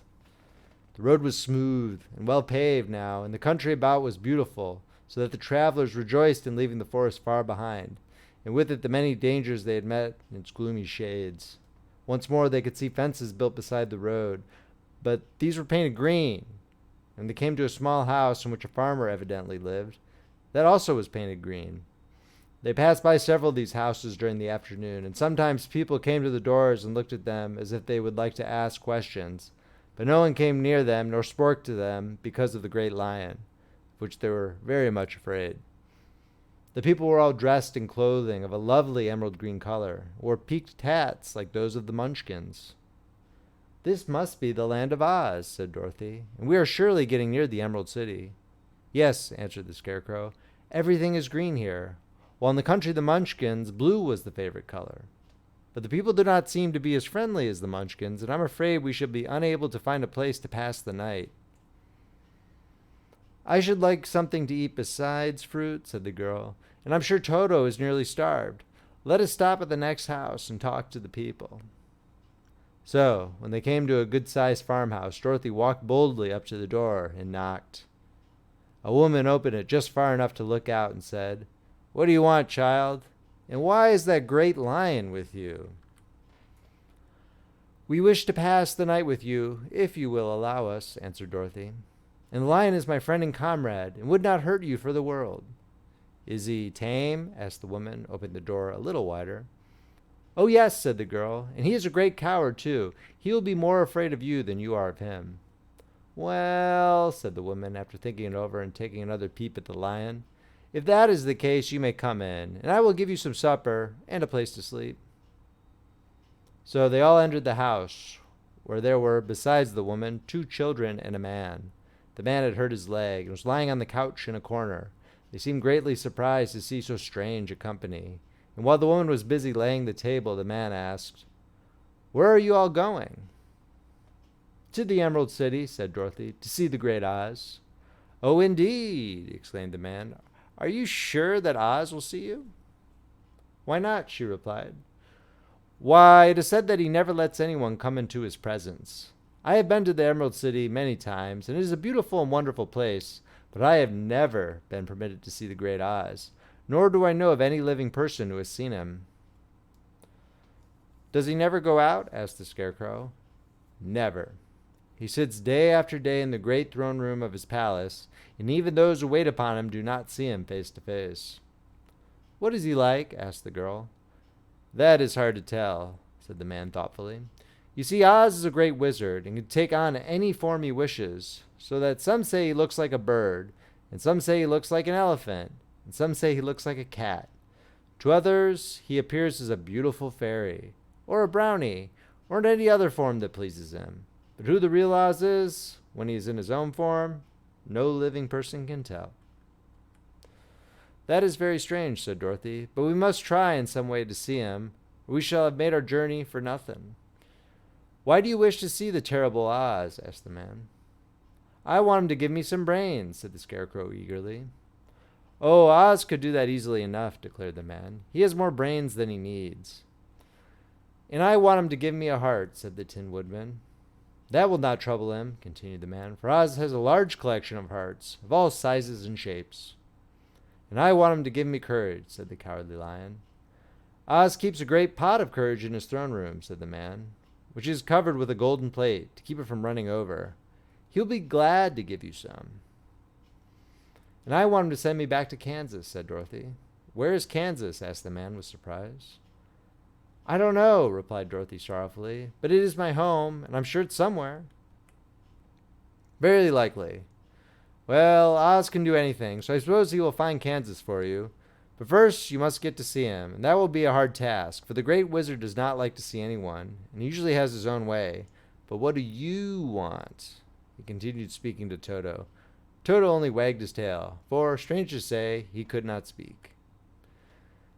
The woman now called to them that supper was ready, so they gathered around the table, and Dorothy ate some delicious porridge, and a dish of scrambled eggs, and a plate of nice white bread, and enjoyed her meal. The lion ate some of the porridge, but did not care for it, saying it was made from oats, and oats were food for horses, not for lions. The Scarecrow and the Tin Woodman ate nothing at all. Toto ate a little of everything, and was glad to get a good supper again. The woman now gave Dorothy a bed to sleep in, and Toto lay down beside her, while the lion guarded the door of her room so she might not be disturbed. The Scarecrow and the Tin Woodman stood up in a corner and kept quiet all night, although of course they could not sleep. The next morning, as soon as the sun was up, they started on their way, and soon saw a beautiful green glow in the sky just before them. "That must be the Emerald City," said Dorothy. As they walked on, the green glow became brighter and brighter, and it seemed that at last they were nearing the end of their travels. Yet it was afternoon before they came to the great wall that surrounded the city. It was high and thick and of a bright green color. In front of them and at the end of the road of yellow brick was a big gate, all studded with emeralds that glittered so in the sun that even the painted eyes of the Scarecrow were dazzled by their brilliancy. There was a bell beside the gate, and Dorothy pushed the button and heard a silvery tinkle sound within. Then the big gate swung slowly open, and they all passed through and found themselves in a high arched room, the walls of which glistened with countless emeralds. Before them stood a little man about the same size as the Munchkins. He was clothed all in green, from his head to his feet, and even his skin was of a greenish tint. At his side was a large green box. When he saw Dorothy and her companions, the man asked, "What do you wish in the Emerald City?" "We came here to see the Great Oz," said Dorothy. The man was so surprised at this answer that he sat down to think it over. "It has been many years since anyone asked me to see Oz," he said, shaking his head in perplexity. "He is powerful and terrible, And if you come on an idle or foolish errand to bother the wise reflections of the great wizard, he might be angry and destroy you all in an instant." "But it is not a foolish errand, nor an idle one," replied the Scarecrow. "It is important. And we have been told that Oz is a good wizard." "So he is," said the Green Man. "He rules the Emerald City wisely and well. But those who are not honest or who approach him from curiosity, he is most terrible. And few have ever dared ask to see his face. I am the guardian of the gates, and since you demand to see the great Oz, I must take you to his palace. But first you must put on the spectacles." "Why?" asked Dorothy. "Because if you did not wear spectacles, the brightness and glory of the Emerald City would blind you. Even those who live in the city must wear spectacles night and day. They're all locked on, for Oz so ordered it when the city was first built, and I have the only key that will unlock them." He opened the big box, and Dorothy saw that it was filled with spectacles of every size and shape. All of them had green glasses in them. The guardian of the gates found a pair that would just fit Dorothy and put them over her eyes. There were 2 golden bands fastened to them that passed around the back of her head, where they were locked together by a little key that was at the end of a chain the guardian of the gates wore around his neck. When they were on, Dorothy could not take them off had she wished, but of course she did not wish to be blinded by the glare of the Emerald City, so she said nothing. Then the Green Man fitted spectacles for the Scarecrow and the Tin Woodman and the Lion, and even on little Toto, and all were locked fast with the key. Then the guardian of the gates put on his own glasses and told them he was ready to show them to the palace. Taking a big golden key from a peg on the wall, he opened another gate, and they all followed him through the portal into the streets of the Emerald City. End of chapter. Real quick, don't forget to like, subscribe, and share, and check out some of the books on Amazon. Links are in the description. The Wonderful Wizard of Oz by L. Frank Baum, narrated by Paul Beauheart. Chapter 11, The Wonderful Emerald City of Oz. Even with eyes protected by the green spectacles, Dorothy and her friends were at first dazzled by the brilliancy of the wonderful city. The streets were lined with beautiful houses, all built of green marble and studded everywhere with sparkling emeralds. They walked over a pavement of the same green marble, and where the blocks were joined together were rows of emeralds, set closely and glittering in the brightness of the sun. The window panes were of green glass. Even the sky above the city had a green tint, and the rays of the sun were green. There were many people, men, women, and children, walking about, and these were all dressed in green clothes and had greenish skins. They looked at Dorothy and her strangely assorted company with wondering eyes, and the children all ran away and hid behind their mothers when they saw the lion. But no one spoke to them. Many shops stood in the street, and Dorothy saw that everything in them was green. Green candy and green popcorn were offered for sale, as well as green shoes, green hats, and green clothes of all sorts. At one place a man was selling green lemonade, and when the children bought it, Dorothy could see that they paid for it with green pennies. There seemed to be no horses nor animals of any kind. The men carried things around in little green carts, which they pushed before them. Everyone seemed happy and contented and prosperous.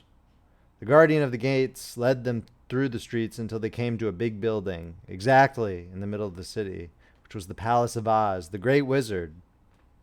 There was a soldier before the door, dressed in a green uniform and wearing a long green beard.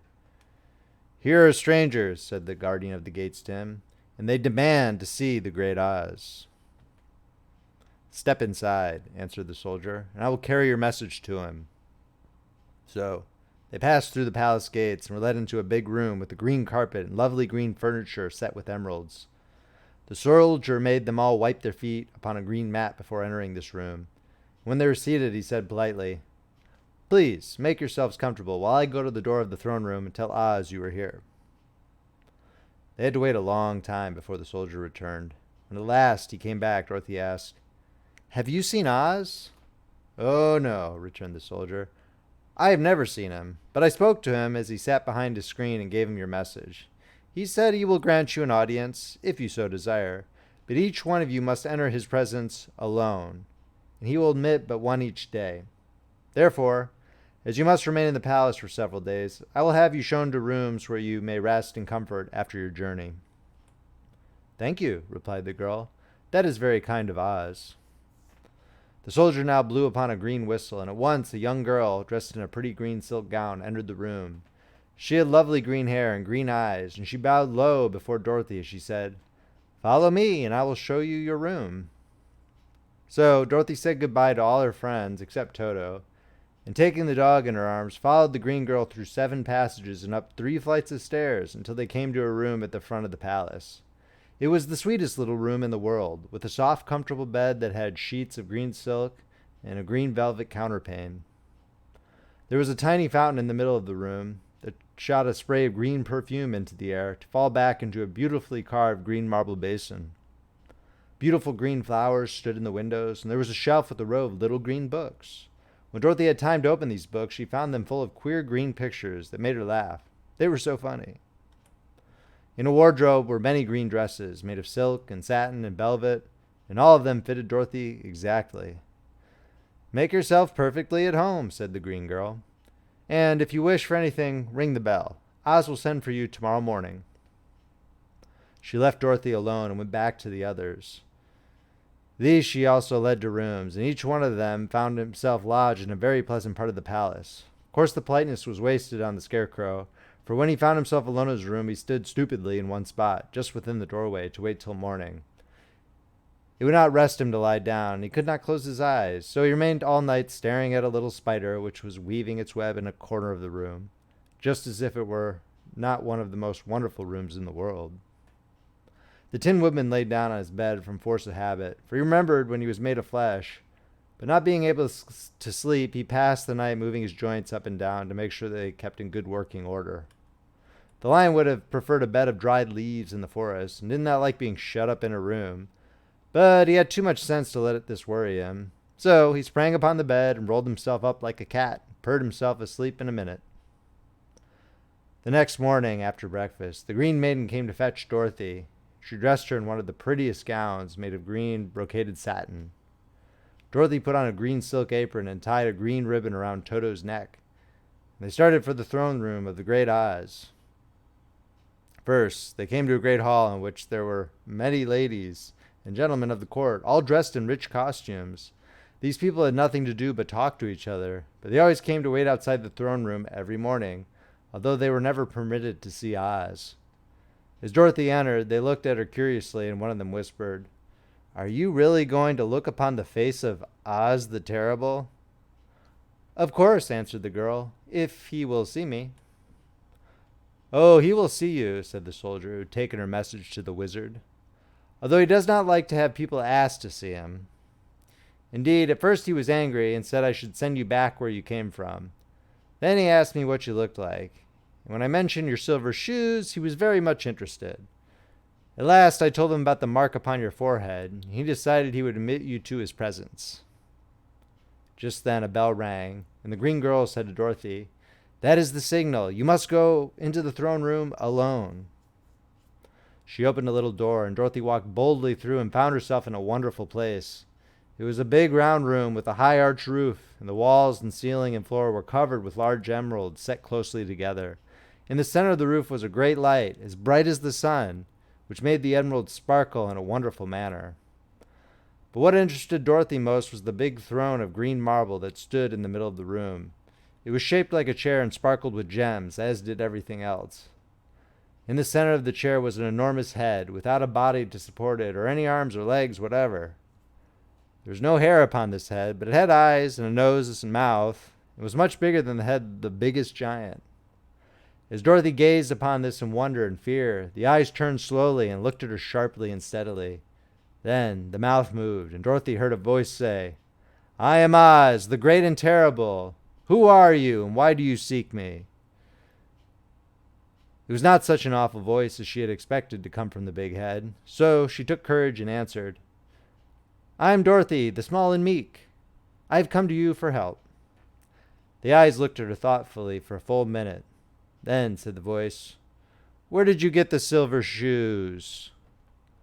"I got them from the Wicked Witch of the East when my house fell on her and killed her," she replied. "Where did you get the mark upon your forehead?" continued the voice. "That is where the Good Witch of the North kissed me when she bade me goodbye and sent me to you," said the girl. Again, the eyes looked at her sharply. They saw she was telling the truth. Then Oz asked, "What do you wish me to do?"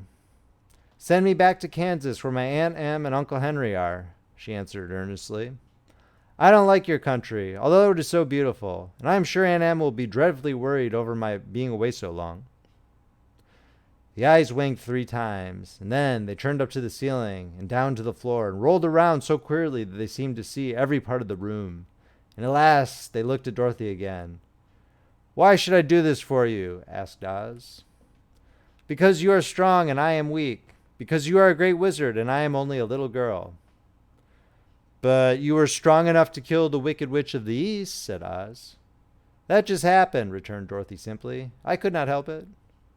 "Well," said the head, "I will give you my answer. You've no right to expect me to send you back to Kansas unless you do something for me in return. In this country, everyone must pay for everything he gets. If you wish me to use my magic power to send you home again, you must do something for me first. Help me, and I will help you." "What must I do?" asked the girl. "Kill the Wicked Witch of the West," answered Oz. "But I cannot," exclaimed Dorothy, greatly surprised. "You killed the Witch of the East, and you wear the silver shoes, which bear a powerful charm. There's now but one Wicked Witch left in all this land, and when you can tell me she is dead, I will send you back to Kansas, but not before." The little girl began to weep. She was so much disappointed, and the eyes winked again and looked upon her anxiously, as if the great Oz felt that she could help him if she would. "I never killed anything willingly," she sobbed, "even if I wanted to. How could I kill the Wicked Witch? If you, who are great and terrible, cannot kill her yourself, how do you expect me to do it?" "I do not know," said the head, "but that is my answer. Until the Wicked Witch dies, you will not see your uncle or aunt again. Remember that the witch is wicked, tremendously wicked, and ought to be killed. Now go, and do not ask to see me again until you have done your task." Sorrowfully, Dorothy left the throne room and went back where the Lion and the Scarecrow and the Tin Woodman were waiting to hear what Oz had said to her. "There is no hope for me," she said sadly, "for Oz will not send me home until I've killed the Wicked Witch of the West, and that I can never do." Her friends were sorry, but could do nothing to help her, so Dorothy went to her own room and lay down on the bed and cried herself to sleep. The next morning, the soldier with the green whiskers came to the Scarecrow and said, "Come with me, for Oz has sent for you." So the Scarecrow followed him and was admitted into the great throne room, where he saw, sitting in the emerald throne, a most lovely lady. She was dressed in green silk gauze and wore upon her flowing green locks a crown of jewels. Growing from her shoulders were wings, gorgeous in color and so light that they fluttered if the slightest breath of air reached them. When the Scarecrow had bowed, as prettily as his straw stuffing would let him, before this beautiful creature, she looked upon him sweetly and said, "I am Oz, the great and terrible. Who are you, and why do you seek me?" Now the Scarecrow, who had expected to see the great head Dorothy had told him of, was much astonished, but he answered her bravely, "I am only a scarecrow, stuffed with straw. Therefore I have no brains, and I come to you praying that you will put brains in my head instead of straw, so that I may become as much a man as any other in your dominions." "Why should I do this for you?" asked the lady. "Because you are wise and powerful, and no one else can help me," answered the Scarecrow. "I never grant favors without some return," said Oz. "But this much I will promise. If you will kill for me the Wicked Witch of the West, I will bestow upon you a great many brains, and such good brains that you will be the wisest man in all the land of Oz." "I thought you asked Dorothy to kill the witch," said the Scarecrow in surprise. "So I did. I don't care who kills her, but until she is dead, I will not grant your wish. Now go, and do not seek me again until you have earned the brains you so greatly desire." The Scarecrow went sorrowfully back to his friends and told them what Oz had said, and Dorothy was surprised to find that the Great Wizard was not a head, as she had seen him, but a lovely lady. "All the same," said the Scarecrow, "she needs a heart as much as the Tin Woodman." On the next morning, the soldier with the green whiskers came to the Tin Woodman and said, "Oz has sent for you. Follow me." So the Tin Woodman followed him and came to the great throne room. He did not know whether he would find Oz a lovely lady or a head, but he hoped it would be the lovely lady. "For," he said to himself, "if it is the head, I am sure I shall not be given a heart, since the head has no heart of its own and therefore cannot feel for me. But if it is the lovely lady, I shall beg hard for a heart, for all ladies are themselves said to be kindly-hearted. But when the woodman entered the great throne room, he saw neither the head nor the lady, for Oz had taken the shape of a most terrible beast. It was nearly as big as an elephant, and the green throne seemed hardly strong enough to hold its weight. The beast had a head like that of a rhinoceros, only there was 5 eyes in its face.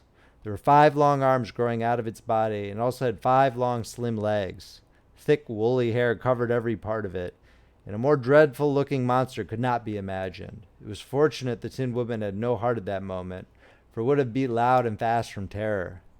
But being only tin, the Woodman was not at all afraid, although he was much disappointed. I am Oz, the great and terrible, spoke the beast in a voice that was one great roar. Who are you, and why do you seek me? I am a woodman and made of tin. Therefore I have no heart and cannot love.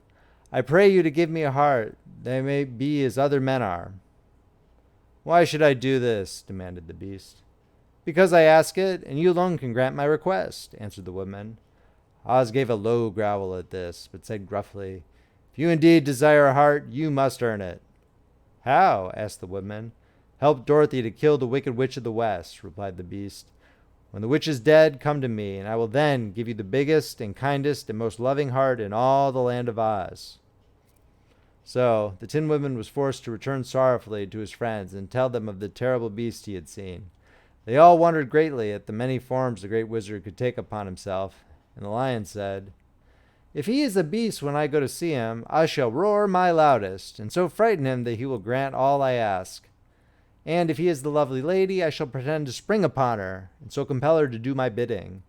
And if he is the great head, he will be at my mercy, for I will roll this head all about the room until he promises to give us what we desire.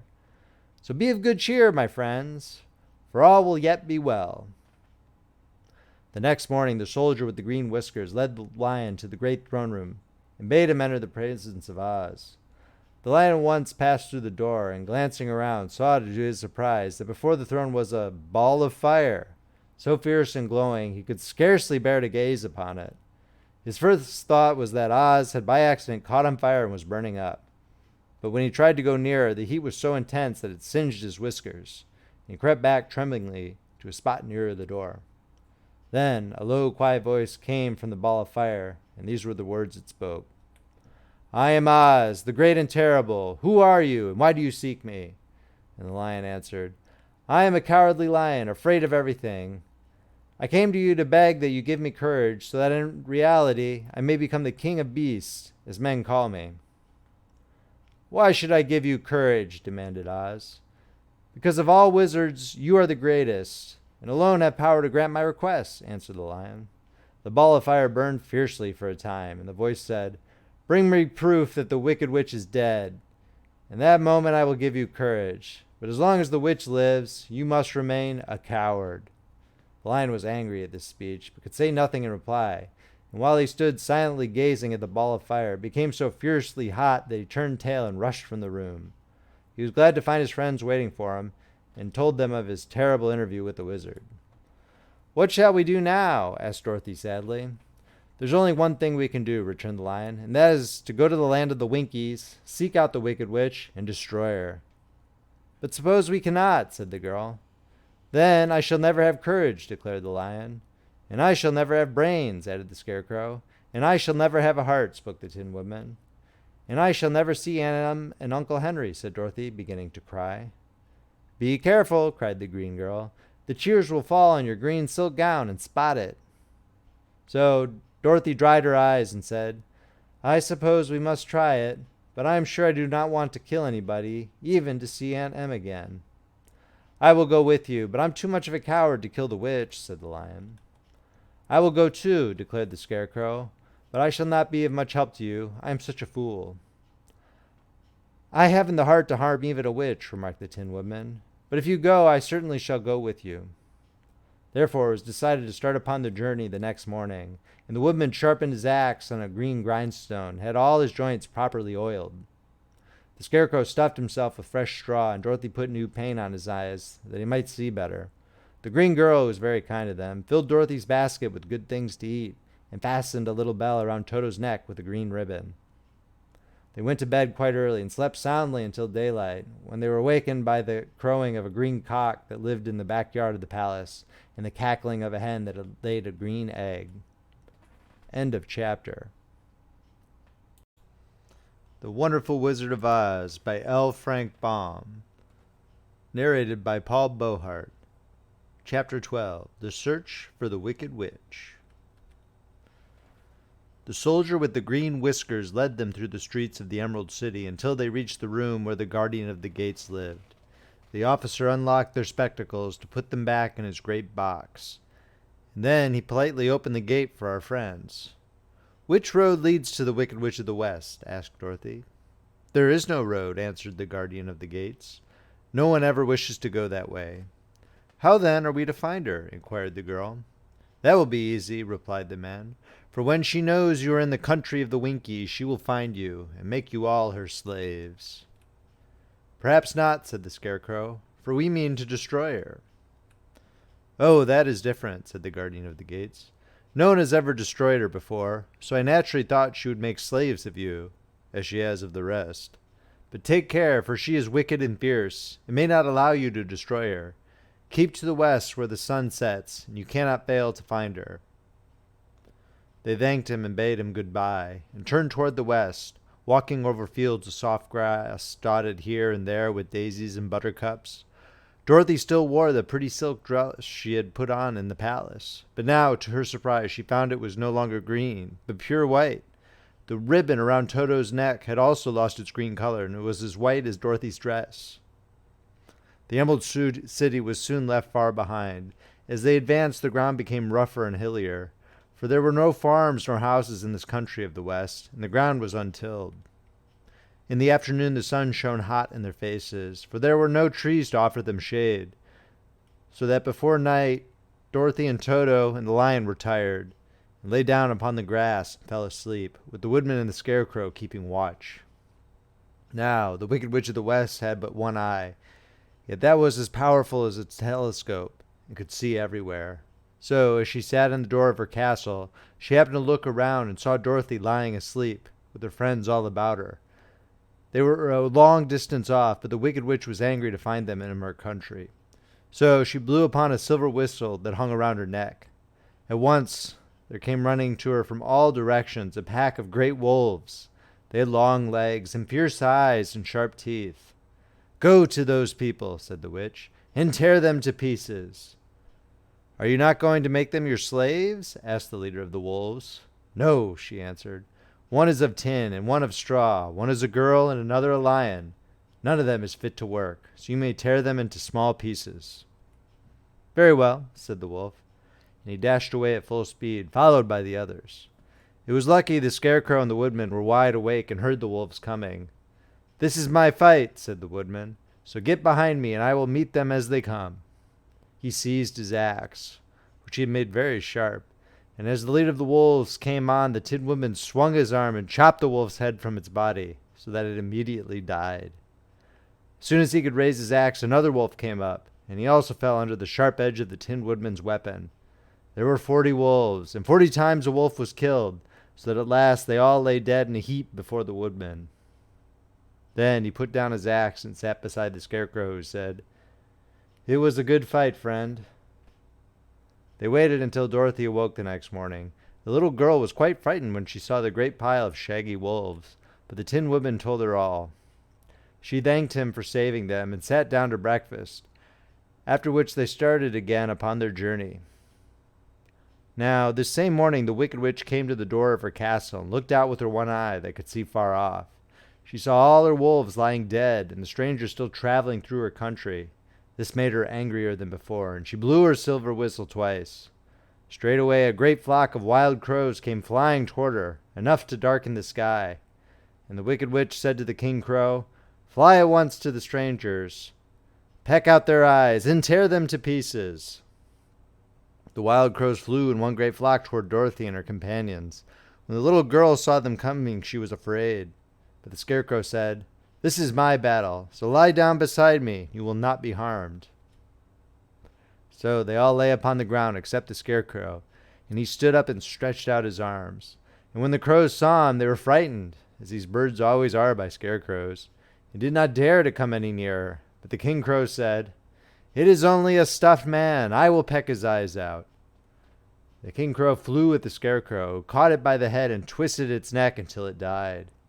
And then another crow flew at him, and the scarecrow twisted its neck also. There were 40 crows, and 40 times the scarecrow twisted a neck, until at last all were lying dead beside him. Then he called to his companions to rise, and again they went upon their journey. When the wicked witch looked out again and saw her crows lying in a heap, she got into a terrible rage, and blew 3 times upon her silver whistle. Forthwith there was heard a great buzzing in the air, and a swarm of black bees came flying toward her. "Go to the strangers, and sting them to death," commanded the witch. And the bees turned and flew rapidly until they came to where Dorothy and her friends were walking. But the woodman had seen them coming, and the scarecrow decided what to do. "Take out my straw and scatter it over the little girl and the dog and the lion," he said to the woman. "And the bees cannot sting them." This the woodman did, and as Dorothy lay close beside the lion and held Toto in her arms, the straw covered them entirely. The bees came and found no one but the woodman to sting, so they flew at him and broke off all their stings against the tin without hurting the woodman at all. And as bees cannot live when their stings are broken, that was the end of the black bees. And they lay scattered thick about the woodman, little heaps of fine coal. Then Dorothy and the lion got up, and the girl helped the Tin Woman put the straw back into the scarecrow again, until he was as good as ever. So they started upon their journey once more. The wicked witch was so angry when she saw her black bees in little heaps like fine coal that she stamped her foot and tore her hair and gnashed her teeth. And then she called a dozen of her slaves, who were the Winkies, and gave them sharp spears, telling them to go to the strangers and destroy them. The Winkies were not a brave people, but they had to do as they were told. So they marched away until they came near to Dorothy. Then the lion gave a great roar and sprang towards them. The poor Winkies were so frightened that they ran back as fast as they could. When they returned to the castle, the wicked witch beat them well with a strap and sent them back to their work, after which she sat down to think what she would do next. She could not understand how all her plans to destroy these strangers had failed, but she was a powerful witch as well as a wicked one. She soon made up her mind how to act. There was, in her cupboard, a golden cap with a circle of diamonds and rubies running around it. This golden cap had a charm. Whoever owned it could call 3 times upon the winged monkeys, who would obey any order they were given. But no person could command these strange creatures more than 3 times. Twice already the wicked witch had used the charm of the cap. Once was when she had made the Winkies her slaves and set herself to rule over their country. The winged monkeys had helped her do this. The second time was when she had fought against the great Oz himself and driven him out of the land of the West. The winged monkeys had also helped her in doing this. Only once more could she use this golden cap, for which reason she did not like to do so until all her other powers were exhausted. But now that her fierce wolves and her wild crows and her stinging bees were gone, and her slaves had been scared away by the cowardly lion, she saw there was only one way left to destroy Dorothy and her friends. So the wicked witch took the golden cap from her cover and placed it upon her head. Then she stood upon her left foot and said slowly, "Epi, pepi, keki." Next she stood upon her right foot and said, "Hillo, holo, hello." After this she stood upon both feet and cried in a loud voice, "Zizzy, zoozy, zik." Now the charm began to work. The sky was darkened and a low rumbling sound was heard in the air. There was a rushing of many wings, a great chattering and laughing, and the sun came out of the dark sky to show the wicked witch surrounded by a crowd of monkeys, each with a pair of immense and powerful wings on his shoulders. One, much bigger than the others, seemed to be their leader. He flew close to the witch and said, "You have called us for the third and last time. What do you command?" "Go to the strangers who are within my land and destroy them all, except the lion," said the wicked witch. "Bring that beast to me, for I have a mind to harness him like a horse and make him work." "Your command shall be obeyed," said the leader. Then, with a great deal of chattering and noise, the winged monkeys flew away to the place where Dorothy and her friends were walking. Some of the monkeys seized the Tin Woodman and carried him through the air until they were over a country thickly covered with sharp rocks. Here they dropped the poor woodman, who fell a great distance to the rocks, where he lay so battered and dented that he could neither move nor groan. Others of the monkeys caught the Scarecrow, and with their long fingers pulled all of the straw out of his clothes and head. They made his hat and boots and clothes into a small bundle, and threw it into the top branches of a tall tree. The remaining monkeys threw pieces of stout rope around the lion, and wound many coils about his body and head and legs until he was unable to bite or scratch or struggle in any way. Then they lifted him up and flew away with him to the witch's castle, where he was placed in a small yard with a high iron fence around it, so that he could not escape. But Dorothy they did not harm at all. She stood with Toto in her arms, watching the sad fate of her comrades, and thinking it would soon be her turn. The leader of the winged monkeys flew up to her, his long hairy arms stretched out in his ugly face, grinning terribly. But he saw the mark of the good witch's kiss upon her forehead, and stopped short, motioning the others not to touch her. "We dare not harm this little girl," he said to them, "for she is protected by the power of good, and that is greater than the power of evil. All we can do is to carry her to the castle of the wicked witch and leave her there." So, carefully and gently, they lifted Dorothy in their arms and carried her swiftly through the air until they came to the castle, where they set her down upon the front doorstep. Then the leader said to the witch, "We have obeyed you as far as we were able. The Tin Woodman and the Scarecrow are destroyed, and the lion is tied up in your yard. The little girl we dare not harm, nor the dog she carries in her arms. Your power over our band is now ended. You will never see us again." Then all the winged monkeys, with much laughing and chattering and noise, flew into the air and were soon out of sight. The wicked witch was both surprised and worried when she saw the mark on Dorothy's forehead, for she knew well that neither the winged monkeys nor she herself dare hurt the girl in any way. She looked down at Dorothy's feet, and seeing the silver shoes, began to tremble with fear, for she knew what a powerful charm belonged to them. At first the witch was tempted to run away from Dorothy, but she happened to look into the child's eyes and saw how simple the soul behind them was, and that the little girl did not know of the wonderful power the silver shoes gave her.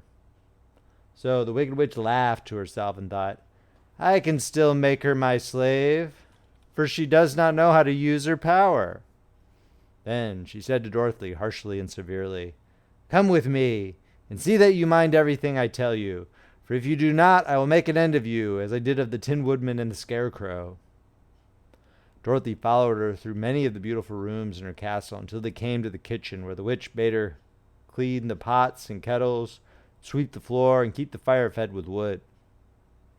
Dorothy went to work meekly, with her mind made up to work as hard as she could, for she was glad the wicked witch had decided not to kill her. With Dorothy hard at work, the witch thought she could go into the courtyard and harness the cowardly lion like a horse. It would amuse her, she was sure, to make him draw her chariot whenever she wished to go to drive. But as she opened the gate, the lion gave a loud roar and bounded at her so fiercely that the witch was afraid, ran out and shut the gate again. "If I cannot harness you," said the witch to the lion, speaking through the bars of the gate, "I can starve you. You shall have nothing to eat until you do as I wish." So after that she took no food to the imprisoned lion, but every day she came to the gate at noon and asked, "Are you ready to be harnessed like a horse?" And the lion would answer, "No, if you come in this yard, I will bite you." The reason the lion did not have to do as the witch wished was that every night, while the woman was asleep, Dorothy carried him food from the cupboard. After he had eaten, he would lie down on his bed of straw, and Dorothy would lie beside him and put her head on his soft, shaggy mane, while they talked of their troubles and tried to plan some way to escape. But they could find no way to get out of the castle, for it was constantly guarded by the yellow Winkies, who were the slaves of the wicked witch, and too afraid of her not to do as she told them.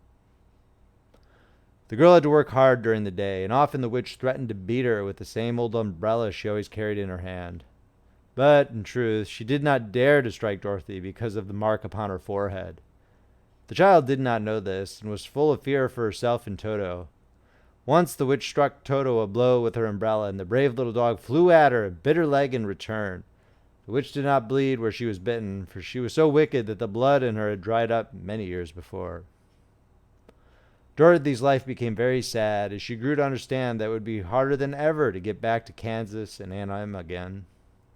Sometimes she would cry bitterly for hours, with Toto sitting at her feet and looking into her face, whining dismally to show how sorry he was for his little mistress. Toto did not really care whether he was in Kansas or the land of Oz, so long as Dorothy was with him, but he knew the little girl was unhappy. That made him unhappy too. Now the Wicked Witch had a great longing to have for her own the silver shoes which the girl always wore.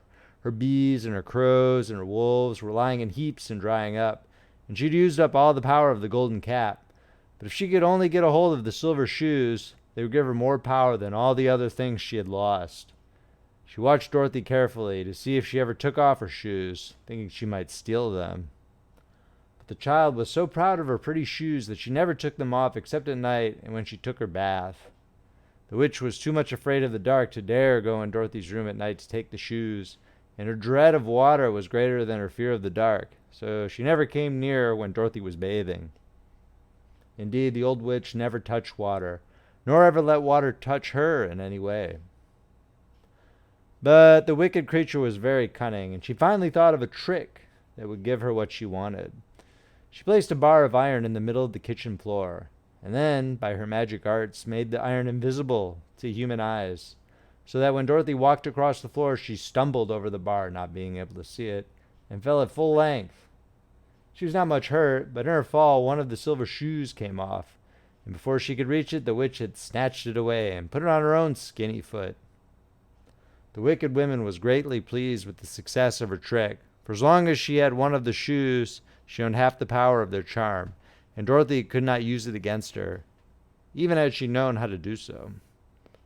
The little girl, seeing she had lost one of her pretty shoes, grew angry and said to the witch, "Give me back my shoe." "I will not," retorted the witch, "for it is now my shoe, and not yours." "You are a wicked creature," cried Dorothy. "You have no right to take my shoe from me." "I shall keep it just the same," said the witch, laughing at her, "and some day I shall get the other one from you too." This made Dorothy so very angry that she picked up the bucket of water that stood near and dashed it over the witch, wetting her from head to foot. Instantly the wicked woman gave a loud cry of fear, and then, as Dorothy looked at her in wonder, the witch began to shrink and fall away.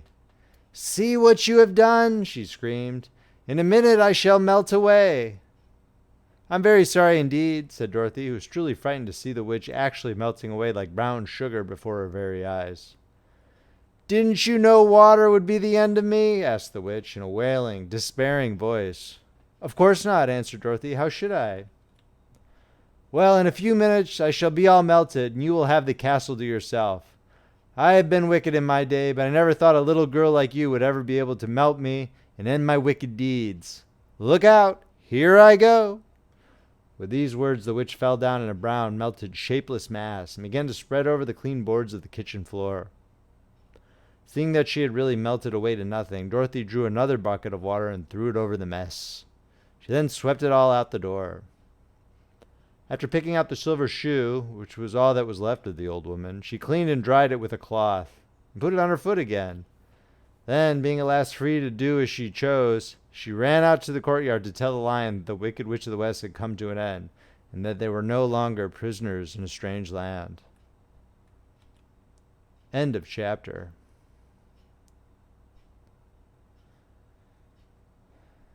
The Wonderful Wizard of Oz by L. Frank Baum. Narrated by Paul Beauheart. Chapter 13. The Rescue. The Cowardly Lion was much pleased to hear that the Wicked Witch had been melted by a bucket of water, and Dorothy at once unlocked the gate of his prison and set him free. They went in together to the castle, where Dorothy's first act was to call all the Winkies together and tell them that they were no longer slaves.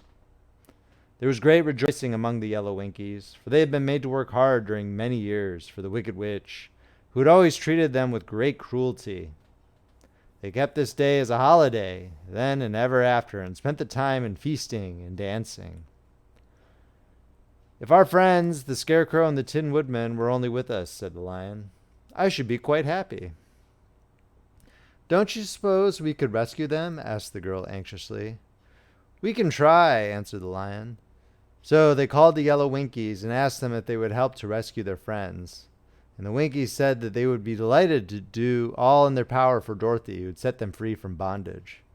So she chose a number of the Winkies who looked as if they knew the most, and they all started away. They traveled that day and part of the next until they came to the rocky plain where the Tin Woodman lay, all battered and bent. His axe was near him, but the blade was rusted and the handle broken off short. The Winkies lifted him tenderly in their arms and carried him back to the yellow castle again, Dorothy shedding a few tears by the way at the sad plight of her old friend, and the lion looking sober and sorry. When they reached the castle, Dorothy said to the Winkies, Are any of your people tinsmiths? Oh yes, some of us are very good tinsmiths, they told her. Then bring them to me, she said. And when the tinsmiths came, bringing with them all their tools and baskets, she inquired, Can you straighten out those dents in the Tin Woodman and bend him back into shape again and solder him together where he's broken? The tinsmiths looked the woodman over carefully and then answered that they thought they could mend him so he would be as good as ever. So they set to work in one of the big yellow rooms of the castle and worked for 3 days and 4 nights, hammering and twisting and bending and soldering and polishing and pounding at the legs and body and head of the Tin Woodman, until at last he was straightened out into his old form. His joints worked as well as ever. To be sure, there were several patches on him, but the tinsmiths did a good job, and as the woodman was not a vain man, he did not mind the patches at all. When, at last, he walked into Dorothy's room and thanked her for rescuing him, he was so pleased that he wept tears of joy, and Dorothy had to wipe every tear carefully from his face with her apron, so his joints would not be rusted. At the same time, her own tears fell thick and fast at the joy of meeting her old friend again, and these tears did not need to be wiped away. As for the lion, he wiped his eyes so often with the tip of his tail that it became quite wet, and he was obliged to go out into the courtyard and hold it in the sun till it dried. If we only had the Scarecrow with us again, said the Tin Woodman, when Dorothy had finished telling him everything that had happened, I should be quite happy. We must try to find him, said the girl. So she called the Winkies to help her. And they walked all that day and part of the next until they came to the tall tree in the branches of which the winged monkeys had tossed the Scarecrow's clothes. It was a very tall tree, and the trunk was so smooth that no one could climb it. But the woodman said at once, I'll chop it down, and then we can get the Scarecrow's clothes. Now while the tinsmiths had been at work mending the woodman himself, another of the Winkies, who was a goldsmith, had made an axe handle of solid gold and fitted it to the woodman's axe, instead of the old broken handle. Others polished the blade until all the rust was removed and it glistened like burnished silver. As soon as he had spoken, the Tin Woodman began to chop, and in a short time the tree fell over with a crash, whereupon the Scarecrow's clothes fell out of the branches and rolled off on the ground. Dorothy picked them up and had the Winkies carried them back to the castle, where they were stuffed with nice clean straw. And behold, here was the Scarecrow, as good as ever, thanking them over and over again for saving him. Now that they were reunited, Dorothy and her friends spent a few happy days at the Yellow Castle, where they found everything they needed to make them comfortable. But one day the girl thought of Aunt Em and said, We must go back to Oz and claim his promise. Yes, said the woodman. At last I shall get my heart. And I shall get my brains, added the Scarecrow joyfully. And I shall get my courage, said the lion thoughtfully. And I shall get back to Kansas, cried Dorothy, clapping her hands. Oh, let us start for the Emerald City tomorrow. This they decided to do. The next day they called the Winkies together and bade them goodbye. The Winkies were sorry to have them go, and they had grown so fond of the Tin Woodman that they begged him to stay and rule over them in the Yellow Land of the West. Finding they were determined to go, the Winkies gave Toto and the lion each a golden collar, and to Dorothy they presented a beautiful bracelet studded with diamonds, and to the Scarecrow they gave a gold-headed walking stick to keep him from stumbling, and to the Tin Woodman they offered a silver oil can, inlaid with gold and set with precious jewels. Every one of the travelers made the Winkies a pretty speech in return, and all shook hands with them until their arms ached. Dorothy went to the witch's cupboard to fill her basket with food for the journey, and there she saw the golden cap.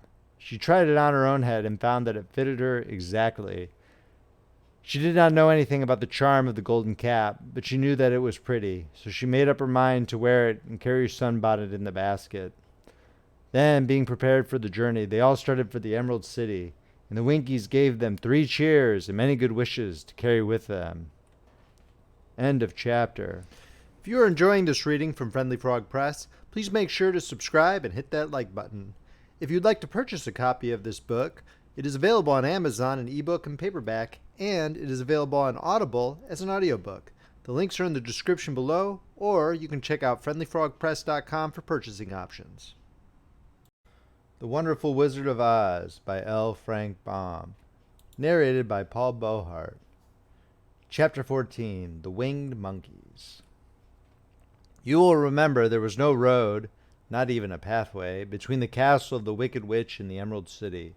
When the 4 travelers went in search of the witch, she had seen them coming, and so sent the winged monkeys to bring them to her. It was much harder to find their way back through the big fields of buttercups and yellow daisies than it was being carried.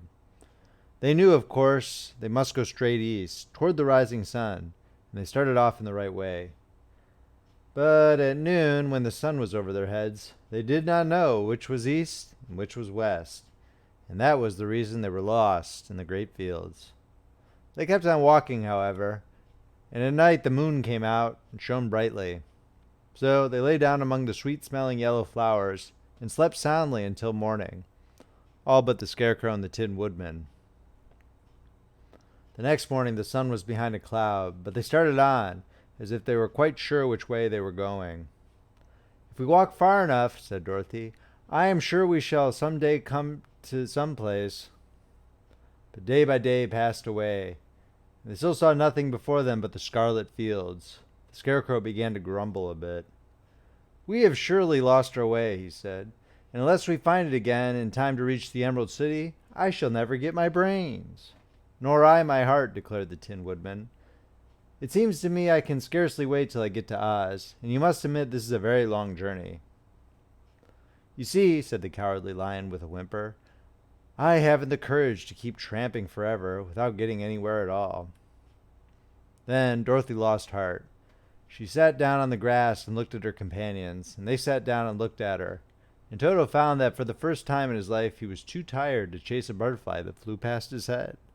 So he put out his tongue and panted and looked at Dorothy as if to ask what they should do next. "Suppose we call the field mice," she suggested. "They could probably tell us the way to the Emerald City." "To be sure they could," cried the Scarecrow. "Why didn't we think of that before?" Dorothy blew the little whistle she had always carried about her neck since the Queen of the Mice had given it to her. In a few minutes they heard the pattering of tiny feet, and many of the small gray mice came running up to her. Among them was the Queen herself, who asked in her squeaky little voice, "What can I do for my friends?" "We have lost our way," said Dorothy. "Can you tell us where the Emerald City is?" "Certainly," answered the Queen, "but it is a great way off, for you have had it at your backs all this time." Then she noticed Dorothy's golden cap and said, "Why don't you use the charm of the cap and call the winged monkeys to you? They will carry you to the City of Oz in less than an hour." "I didn't know there was a charm," answered Dorothy in surprise. "What is it?" "It is written inside the golden cap," replied the Queen of the Mice. "But if you're going to call the winged monkeys, we must run away, for they are full of mischief. Think it's great fun to plague us." "Won't they hurt me?" asked the girl anxiously. "Oh, no, they must obey the wearer of the cap. Goodbye." And she scampered out of sight, with all the mice hurrying after her. Dorothy looked inside the golden cap and saw some words written upon the lining. These, she thought, must be the charm, so she read the directions carefully and put the cap upon her head. "Epi, peppy, khaki," she said, standing on her left foot. "What did you say?" asked the Scarecrow, who did not know what she was doing. "Hilo, holo, hello," Dorothy went on, standing this time on her right foot. "Hello," replied the Tin Woodman calmly. "Zizzy, zoozy, zick," said Dorothy, who was now standing on both feet. This ended the saying of the charm, and they heard a great chattering and flapping of wings, as the band of winged monkeys flew up to them. The king bowed low before Dorothy and asked, "What is your command?" "We wish to go to the Emerald City," said the child, "and we have lost our way."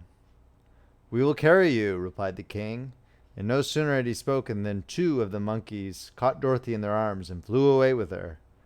Others took the Scarecrow and the Woodman and the Lion, and one little monkey seized Toto and flew after them, although the dog tried hard to bite him.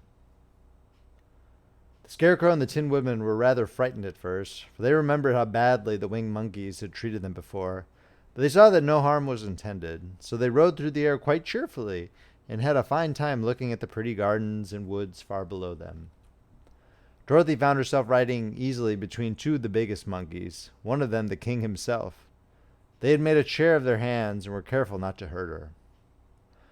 "Why do you have to obey the charm of the golden cap?" she asked. "That is a long story," answered the king with a winged laugh. "But as we have a long journey before us, I will pass the time by telling you about it, if you wish." "I shall be glad to hear it," she replied. "Once," began the leader, "we were a free people, living happily in the great forest, flying from tree to tree, eating nuts and fruit, and doing just as we pleased without calling anybody master. Perhaps some of us were rather too full of mischief at times, flying down to pull the tails of the animals that had no wings, chasing birds, and throwing nuts at the people who walked in the forest. But we were careless and happy and full of fun, enjoyed every minute of the day. This was many years ago, long before Oz came out of the clouds to rule over this land. There lived here then, away at the north, a beautiful princess who was also a powerful sorceress. All her magic was used to help the people, and she was never known to hurt anyone who was good. Her name was Gayolette, and she lived in a handsome palace built from great blocks of ruby.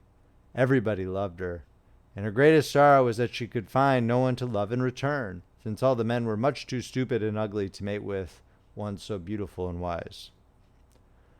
At last, however, she found a boy who was handsome and manly and wise beyond his years.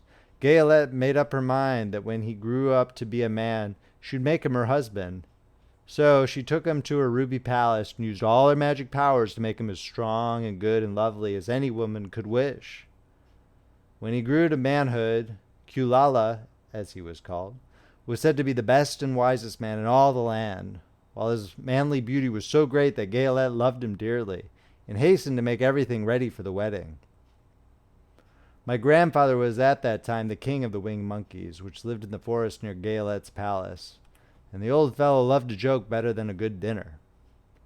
One day, just before the wedding, my grandfather was flying out with his band when he saw Kulala walking beside the river. He was dressed in a rich costume of pink silk and purple velvet, and my grandfather thought he could see what he could do. At his word, the band flew down and seized Kulala, carried him in their arms until they were over the middle of the river, and then dropped him into the water. "Swim out, my fine fellow," cried my grandfather, "and see if the water has spotted your clothes." Kulala was much too wise not to swim, and he was not in the least spoiled by all his good fortune. He laughed when he came to the top of the water and swam into the shore. But when Gayolette came running out to him, she found his silks and velvet all ruined by the river. The princess was angry, and she knew, of course, who did it.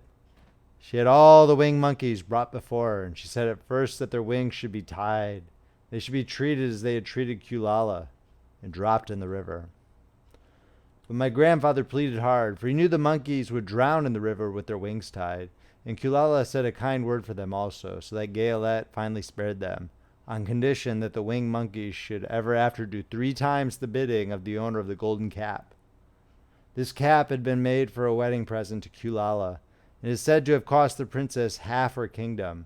Of course, my grandfather and all the other monkeys at once agreed to the condition, and that is how it happens that we are 3 times the slaves of the owner of the golden cap, whosoever he may be. "And what became of them?" asked Dorothy, who had been greatly interested in the story. "Kulala being the first owner of the golden cap," replied the monkey, "he was the first to lay his wishes upon us. As his bride could not bear the sight of us, he called us all to him in the forest after he married her, in order always to keep where she could never again set eyes on a winged monkey, which we were glad to do, for we were all afraid of her. This was all we ever had to do until the golden cap fell into the hands of the Wicked Witch of the West, who made us enslave the Winkies, and afterward drive Oz himself out of the land of the West. Now the golden cap is yours, and 3 times you have the right to lay your wishes upon us." As the Monkey King finished his story, Dorothy looked down and saw the green, shining walls of the Emerald City before them. She wondered at the rapid flight of the monkeys, but was glad the journey was over. The strange creatures set the travelers down carefully before the gate of the city. The king bowed low to Dorothy and then flew swiftly away, followed by all his band. "That was a good ride," said the little girl. "Yes, and a quick way out of our troubles," replied the lion. "How lucky it was you brought away that wonderful cap." End of chapter. The Wonderful Wizard of Oz by L. Frank Baum. Narrated by Paul Beauheart. Chapter 15. The Discovery of Oz the Terrible. The 4 travelers walked up to the great gate of Emerald City and rang the bell. After ringing several times, it was opened by the same guardian of the gates they had met before. "What? Are you back again?" he asked in surprise. "Do you not see us?" answered the Scarecrow. "But I thought you had gone to visit the Wicked Witch of the West." "We did visit her," said the Scarecrow. "And she let you go again?" asked the man in wonder. "She could not help it, for she has melted," explained the Scarecrow. "Melted? Well, that is good news indeed," said the man. "Who melted her?" "It was Dorothy," said the lion gravely. "Good gracious!" exclaimed the man. He bowed very low indeed before her. Then he led them into his little room and locked the spectacles from the great box on all their eyes, just as he had done before. Afterward they passed on through the gate into the Emerald City. When the people heard from the guardian of the gates that Dorothy had melted the Wicked Witch of the West, they all gathered around the travelers and followed them in a great crowd to the Palace of Oz. The soldier with the green whiskers was still on guard before the door, but he let them in at once, and they were again met by the beautiful green girl, who showed each of them to their old rooms at once, so they might rest until the great Oz was ready to receive them. The soldier had the news carried straight to Oz that Dorothy and the other travelers had come back again after destroying the Wicked Witch. But Oz made no reply. They thought the great wizard would send for them at once, but he did not. They had no word from him the next day, nor the next, nor the next. The waiting was tiresome and wearing, and at last they grew vexed that Oz should treat them in so poor a fashion after sending them to undergo hardships and slavery. So the Scarecrow at last asked the green girl to take another message to Oz, saying if he did not let them in to see him at once, they would call the winged monkeys to help them, and find out whether he kept his promises or not. When the wizard was given this message, he was so frightened that he sent word for them to come to the throne room at 4 minutes after 9 o'clock the next morning. He had once met the winged monkeys in the land of the West, and he did not wish to meet them again. The 4 travelers passed a sleepless night, each thinking of the gift Oz had promised to bestow on him. Dorothy fell asleep only once, and then she dreamed she was in Kansas, where Aunt Em was telling her how glad she was to have her little girl at home again. Promptly at 9 o'clock the next morning, the green-whiskered soldier came to them, and 4 minutes later they all went into the throne room of the great Oz. Of course, each one of them expected to see the wizard in the shape he had taken before, and all were greatly surprised when they looked about and saw no one at all in the room. They kept close to the door and closer to one another, for the stillness of the empty room was more dreadful than any of the forms they had seen Oz take. Presently they heard a solemn voice that seemed to come from somewhere near the top of the great dome, and it said, "I am Oz, the great and terrible. Why do you seek me?" They looked again in every part of the room, and then, seeing no one, Dorothy asked, "Where are you?" "I am everywhere," answered the voice, "but to the eyes of common mortals I am invisible. I will now seat myself upon my throne, that you may converse with me." Indeed, the voice seemed just then to come straight from the throne itself, so they walked toward it and stood in a row while Dorothy said, "We have come to claim our promise, O Oz." "What promise?" asked Oz. "You promised to send me back to Kansas when the Wicked Witch was destroyed," said the girl. "And you promised to give me brains," said the Scarecrow. "And you promised to give me a heart," said the Tin Woodman. "And you promised to give me courage," said the Cowardly Lion. Is the Wicked Witch really destroyed? Asked the voice, and Dorothy thought it trembled a little. Yes, she answered. I melted her with a bucket of water. Dear me, said the voice. How sudden. Well, come to me tomorrow, for I must have time to think it over. You've had plenty of time already, said the Tin Woodman angrily. We shan't wait a day longer, said the Scarecrow. You must keep your promises to us, exclaimed Dorothy. The lion thought it might be as well to frighten the wizard, so he gave a large, loud roar, which was so fierce and dreadful that Toto jumped away from him in alarm and tipped over the screen that stood in a corner. As it fell with a crash, they looked that way, and the next moment all of them were filled with wonder, for they saw, standing in just the spot the screen had hidden, a little old man with a bald head and a wrinkled face, who seemed to be as much surprised as they were. The Tin Woodman, raising his axe, rushed toward the little man and cried out, Who are you? I am Oz, the Great and Terrible, said the little man in a trembling voice. But don't strike me, please don't, and I'll do anything you want me to. Our friends looked at him in surprise and dismay. I thought Oz was a great head, said Dorothy. And I thought Oz was a lovely lady, said the Scarecrow. And I thought Oz was a terrible beast, said the Tin Woodman. And I thought Oz was a ball of fire, exclaimed the lion. No, you are all wrong, said the little man meekly. I have been making believe. Making believe, cried Dorothy. Are you not a great wizard? Hush, my dear, he said. Don't speak so loud, or you will be overheard and I should be ruined. I'm supposed to be a great wizard. And aren't you? She asked. Not a bit of it, my dear. I'm just a common man. You're more than that, said the Scarecrow in a grieved tone. You're a humbug. Exactly so, declared the little man, rubbing his hands together as if it pleased him. I am a humbug. But this is terrible, said the Tin Woodman. How shall I ever get my heart? Or I my courage? Asked the lion. Or I my brains? Wailed the Scarecrow, wiping the tears from his eyes with his coat sleeve. My dear friends, said Oz, I pray you not to speak of these little things. Think of me and the terrible trouble I'm in at being found out. Doesn't anyone else know you're a humbug? Asked Dorothy. No one knows it but you four, and myself, replied Oz. I have fooled everyone so long that I thought I should never be found out. It was a great mistake my ever letting you into the throne room. Usually I will not see even my subjects, and so they believe I am something terrible. But I don't understand, said Dorothy in bewilderment. How was it that you appeared to me as a great head? That was one of my tricks, answered Oz. Step this way, please, and I will tell you all about it. He led the way to a small chamber in the rear of the throne room, and they all followed him. He pointed to one corner in which lay the great head, made out of many thicknesses of paper, and with a carefully painted face. This I hung from the ceiling by a wire, said Oz. I stood behind the screen and pulled the thread to make the eyes move and the mouth open. But how about the voice? She inquired. Oh, I am a ventriloquist, said the little man. I can throw the sound of my voice wherever I wish, so that you thought it was coming out of the head. Here are the other things I used to deceive you. He showed the Scarecrow the dress and the mask he'd worn when he seemed to be the lovely lady, and the Tin Woodman saw that his terrible beast was nothing but a lot of skins sewn together, with slats to keep their sides out. As for the ball of fire, the false wizard had hung that also from the ceiling. It was really a ball of cotton, but when oil was poured upon it, the ball burned fiercely.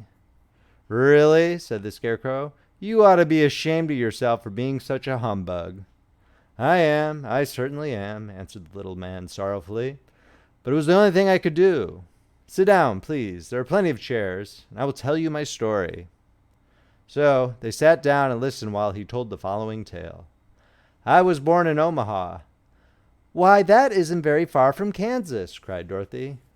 No, but it's farther from here, he said, shaking his head at her sadly. When I grew up, I became a ventriloquist, and at that I was very well trained by a great master. I can imitate any kind of bird or beast. Here he mewed so like a kitten that Toto pricked up his ears and looked everywhere to see where she was. After a time, continued Oz, I tired of that and became a balloonist. What is that? Asked Dorothy. A man who goes up in a balloon on circus day so as to draw a crowd of people together and get them to pay to see the circus, he explained. Oh, she said, I know. Well, one day I went up in a balloon and the ropes got twisted, so that I couldn't come down again. It went way up above the clouds, so far that a current of air struck it and carried it many, many miles away. For a day and a night I traveled through the air, and on the morning of the second day I awoke and found the balloon floating over a strange and beautiful country. It came down gradually, and I was not hurt a bit, but I found myself in the midst of a strange people who, seeing me come from the clouds, thought I was a great wizard. Of course I let them think so, because they were afraid of me and promised to do anything I wished them to. Just to amuse myself and keep the good people busy, I ordered them to build this city and my palace, and they did it all willingly and well. Then I thought, as the country was so green and beautiful, I would call it the Emerald City. And to make the name fit better, I put green spectacles on all the people, so that everything they saw was green. But isn't everything here green? Asked Dorothy. No more than in any other city, replied Oz. But when you wear green spectacles, why, of course, everything you see looks green to you. The Emerald City was built a great many years ago, for I was a young man when the balloon brought me here, and I am a very old man now.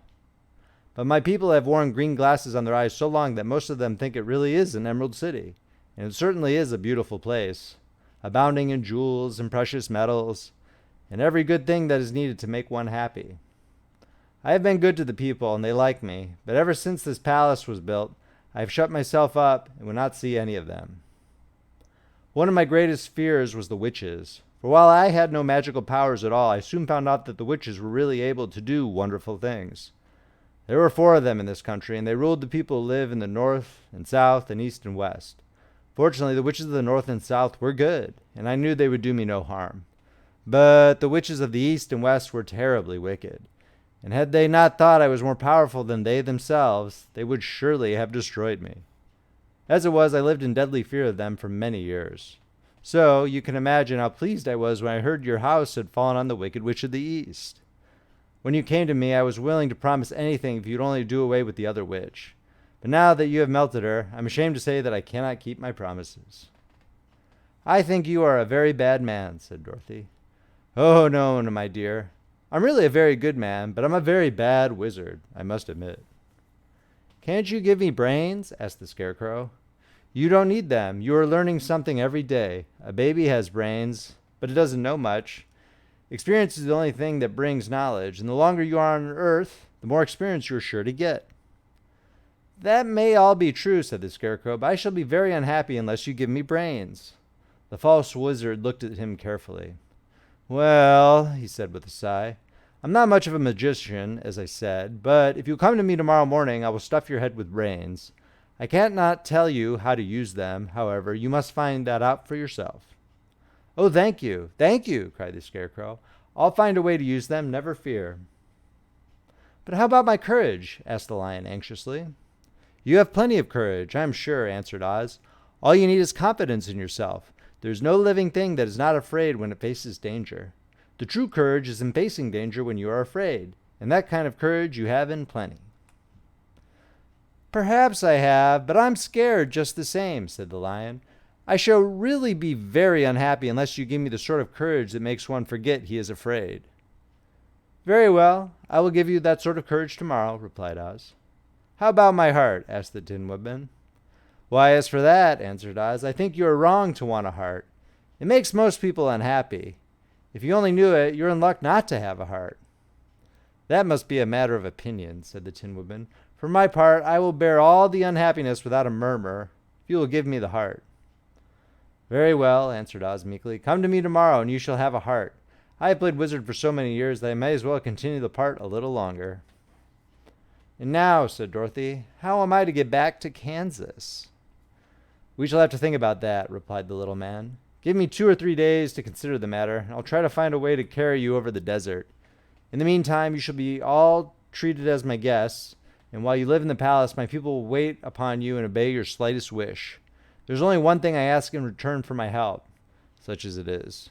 You must keep my secret and tell no one I am a humbug. They agreed to say nothing of what they had learned and went back to the rooms in high spirits. Even Dorothy had hoped that the great and terrible Humbug, as she called him, would find a way to send her back to Kansas, and if he did, she was willing to forgive him everything. End of chapter.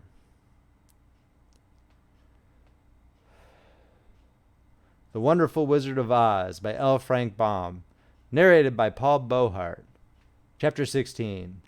The Magic Art of the Great Humbug. Next morning, the Scarecrow said to his friends, "Congratulate me! I am going to Oz to get my brains at last. When I return, I shall be as other men are." "I have always liked you as you were," said Dorothy simply. "It is kind of you to like a scarecrow," he replied, "but surely you will think more of me when you hear the splendid thoughts my new brain is going to turn out." Then he said goodbye to them all in a cheerful voice and went to the throne room, where he rapped upon the door. "Come in," said Oz. The Scarecrow went in and found the little man sitting down by the window, engaged in deep thought. "I have come for my brains," remarked the Scarecrow, a little uneasily. "Oh, yes, sit down in that chair, please," replied Oz. "You must excuse me for taking your head off, but I shall have to do it in order to put your brains in their proper place." "That's all right," said the Scarecrow. "You are quite welcome to take my head off, as long as it will be a better one when you put it on again." So the Wizard unfastened his head and emptied out the straw. Then he entered the back room and took up a measure of bran, which he mixed with a great many pins and needles. Having shaken them together thoroughly, he filled the top of the Scarecrow's head with the mixture and stuffed the rest of the space with straw to hold it in place. When he had fastened the Scarecrow's head on his body again, he said to him, "Hereafter you will be a great man, for I've given you a lot of brand new brains." The Scarecrow was both pleased and proud at the fulfillment of his greatest wish, and having thanked Oz warmly, he went back to his friends. Dorothy looked at him curiously. His head was quite bulged out at the top with brains. "How do you feel?" she asked. "I feel wise indeed," he answered earnestly. "When I get used to my brains, I shall know everything." "Why are those needles and pins sticking out of your head?" asked the Tin Woodman. "That is proof that he is sharp," remarked the Lion. "Well, I must go to Oz to get my heart," said the Woodman. So he walked to the throne room and knocked at the door. "Come in," called Oz. And the Woodman entered and said, "I have come for my heart." "Very well," answered the little man, "but I shall have to cut a hole in your breast so I can put your heart in the right place. I hope it won't hurt you." "Oh, no," answered the Woodman. "I shall not feel it at all." So Oz brought a pair of tinsmith's shears and cut a small square hole in the left side of the Tin Woodman's breast. Then, going to a chest of drawers, he took out a pretty heart made entirely of silk and stuffed with sawdust. "Isn't it a beauty?" he asked. "It is indeed," replied the Woodman, who was greatly pleased. "But is it a kind heart?" "Oh, very," answered Oz. He put the heart in the Woodman's breast and then replaced the square of tin, soldering it neatly together where it had been cut. "There," said he. "Now you have a heart that any man might be proud of. I'm sorry I had to put a patch on your breast, but it really couldn't be helped." "Never mind the patch," exclaimed the happy Woodman. "I am very grateful to you, and shall never forget your kindness." "Don't speak of it," replied Oz. Then the Tin Woodman went back to his friends, who wished him every joy on account of his good fortune. The Lion now walked to the throne room and knocked at the door. "Come in," said Oz. "I have come for my courage," announced the Lion, entering the room. "Very well," answered the little man. "I will get it for you." He went to a cupboard and reached up to a high shelf, took down a square green bottle, the contents of which he poured into a green gold dish, beautifully carved. Placing this before the Cowardly Lion, who sniffed at it as if he did not like it, the Wizard said, "Drink." "What is it?" asked the Lion. "Well," answered Oz, "if it were inside of you, it would be courage. You know, of course, that courage is always inside one, so this really cannot be called courage until you have swallowed it. Therefore, I advise you to drink it as soon as possible." The Lion hesitated no longer, but drank till the dish was empty. "How do you feel now?" asked Oz. "Full of courage," replied the Lion, who went joyfully back to his friends to tell them of his good fortune. Oz, left to himself, smiled to think of his success in giving the Scarecrow and the Tin Woodman and the Lion exactly what they thought they wanted. "How can I help being a humbug," he said, "when all these people make me do things that everyone knows can't be done? It was easy to make the Scarecrow and the Lion and the Woodman happy, because they imagined I could do anything. But it'll take more than imagination to carry Dorothy back to Kansas, and I'm sure I don't know how it can be done." End of chapter. The Wonderful Wizard of Oz by L. Frank Baum. Narrated by Paul Beauheart. Chapter 17. How the Balloon Was Launched. For 3 days, Dorothy heard nothing from Oz. These were sad days for the little girl, although her friends were all quite happy and contented. The Scarecrow told them there were wonderful thoughts in his head. He would not say what they were because he knew no one could understand them but himself. When the Tin Woodman walked about, he felt his heart rattling around in his breast, and he told Dorothy he had discovered it to be a kinder and more tender heart than the one he had known when he was made of flesh. The Lion declared he was afraid of nothing on earth, and would gladly face an army or a dozen of the fierce Kalidas. Thus each of the little party was satisfied, except Dorothy, who longed more than ever to get back to Kansas. On the 4th day, to her great joy, Oz sent for her, and when she entered the throne room, he greeted her pleasantly. "Sit down, my dear. I think I found the way to get you out of this country." "And back to Kansas?" she asked eagerly. "Well, I'm not sure about Kansas," said Oz, "for I haven't the faintest notion which way it lies. But the first thing to do is to cross the desert, and then it should be easy to find your way home." "How can I cross the desert?" she inquired. "Well, I'll tell you what I think," said the little man. "You see, when I came to this country, it was in a balloon. You also came through the air, being carried by a cyclone. So I believe the best way to get across the desert will be through the air. Now, it is quite beyond my powers to make a cyclone, but I've been thinking the matter over, and I believe I can make a balloon." "How?" asked Dorothy. "A balloon," said Oz, "is made of silk, which is coated with glue to keep the gas in it. I have plenty of silk in the palace, so it will be no trouble to make the balloon. But in all this country there is no gas to fill the balloon with to make it float." "If it won't float," remarked Dorothy, "it will be of no use to us." "True," answered Oz. "But there is another way to make it float, which is to fill it with hot air. Hot air isn't as good as gas, for if the air should get cold, the balloon would come down in the desert, and we should be lost." "We!" exclaimed the girl. "Are you going with me?" "Yes, of course," replied Oz. "I am tired of being such a humbug. If I should go out of this palace, my people would soon discover I am not a wizard, and then they would be vexed with me for having deceived them. So I have to stay shut up in these rooms all day, and it gets tiresome. I'd much rather go back to Kansas with you and be in a circus again." "I shall be glad to have your company," said Dorothy. "Thank you," he answered. "Now, if you will help me sew the silk together, we will begin to work on our balloon." So Dorothy took a needle and thread, and as fast as Oz cut the strips of silk into proper shape, the girls sewed them neatly together. First there was a strip of light green silk, then a strip of dark green, and then a strip of emerald green, for Oz had a fancy to make the balloon in different shades of the color about them. It took 3 days to sew all the strips together, but when it was finished they had a big bag of green silk, more than 20 feet long. Then Oz painted it on the inside with a coat of thin glue to make it airtight, after which he announced that the balloon was ready. "But we must have a basket to ride in," he said. So he sent the soldier with the green whiskers for a big clothes basket, which he fastened with many ropes to the bottom of the balloon. When it was all ready, Oz sent word to his people that he was going to make a visit to a great brother wizard who lived in the clouds. The news spread rapidly throughout the city, and everyone came to see the wonderful sight. Oz ordered the balloon carried out in front of the palace, and the people gazed upon it with much curiosity. The Tin Woodman had chopped a big pile of wood, and now he made a fire of it, and Oz held the bottom of the balloon over the fire so that the hot air that arose from it would be caught in the silken bag. Gradually, the balloon swelled out and rose into the air, until finally the basket just touched the ground. Then Oz got into the basket and said to all the people in a loud voice, "I am now going away to make a visit. While I am gone, the Scarecrow will rule over you. I command you to obey him as you would me." The balloon was by this time tugging hard at the rope that held it to the ground, for the air within it was hot. This made it so much lighter in weight than the air without that it pulled hard to rise into the sky. "Come, Dorothy," cried the wizard. "Hurry up or the balloon will fly away." "I can't find Toto anywhere," replied Dorothy, who did not wish to leave her little dog behind. Toto had run into the crowd to bark at a kitten, and Dorothy at last found him. She picked him up and ran towards the balloon.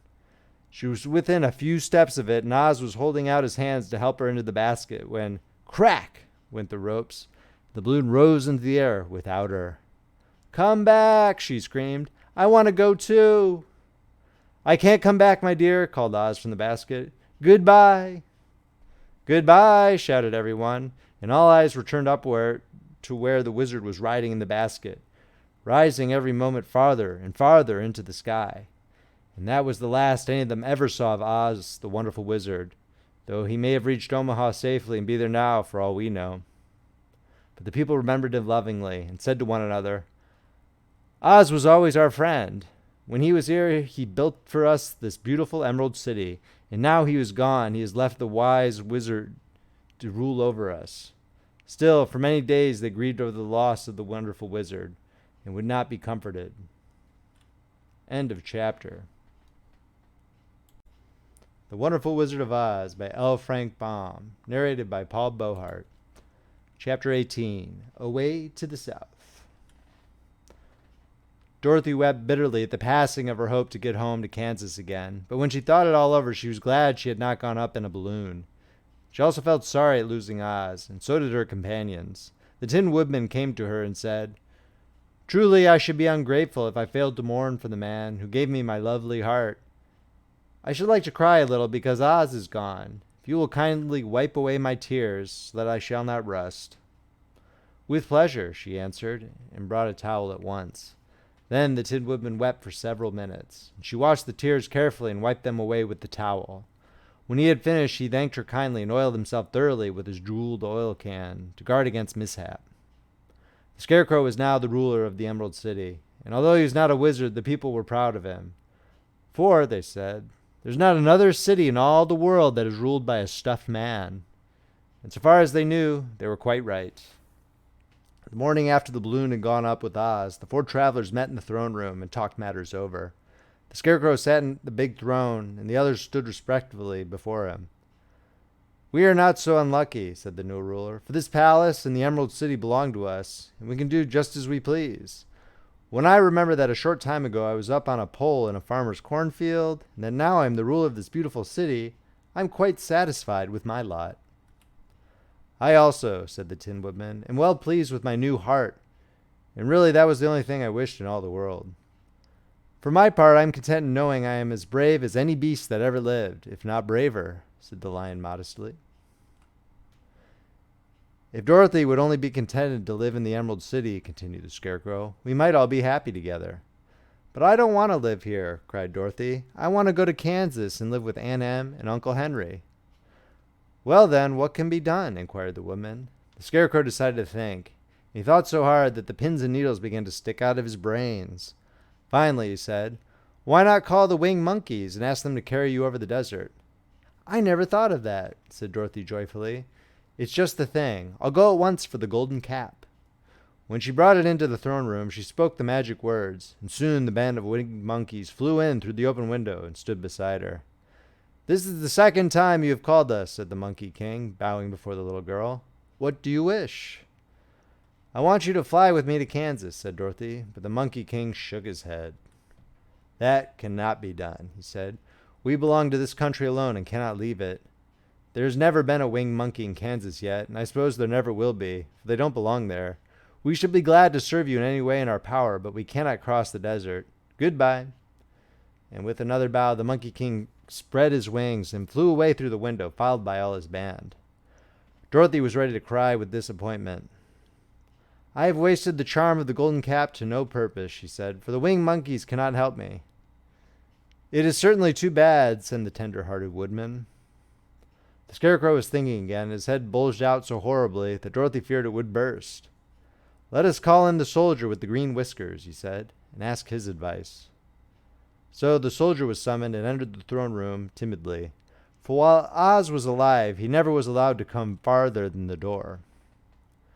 This little girl, said the Scarecrow to the soldier, wishes to cross the desert.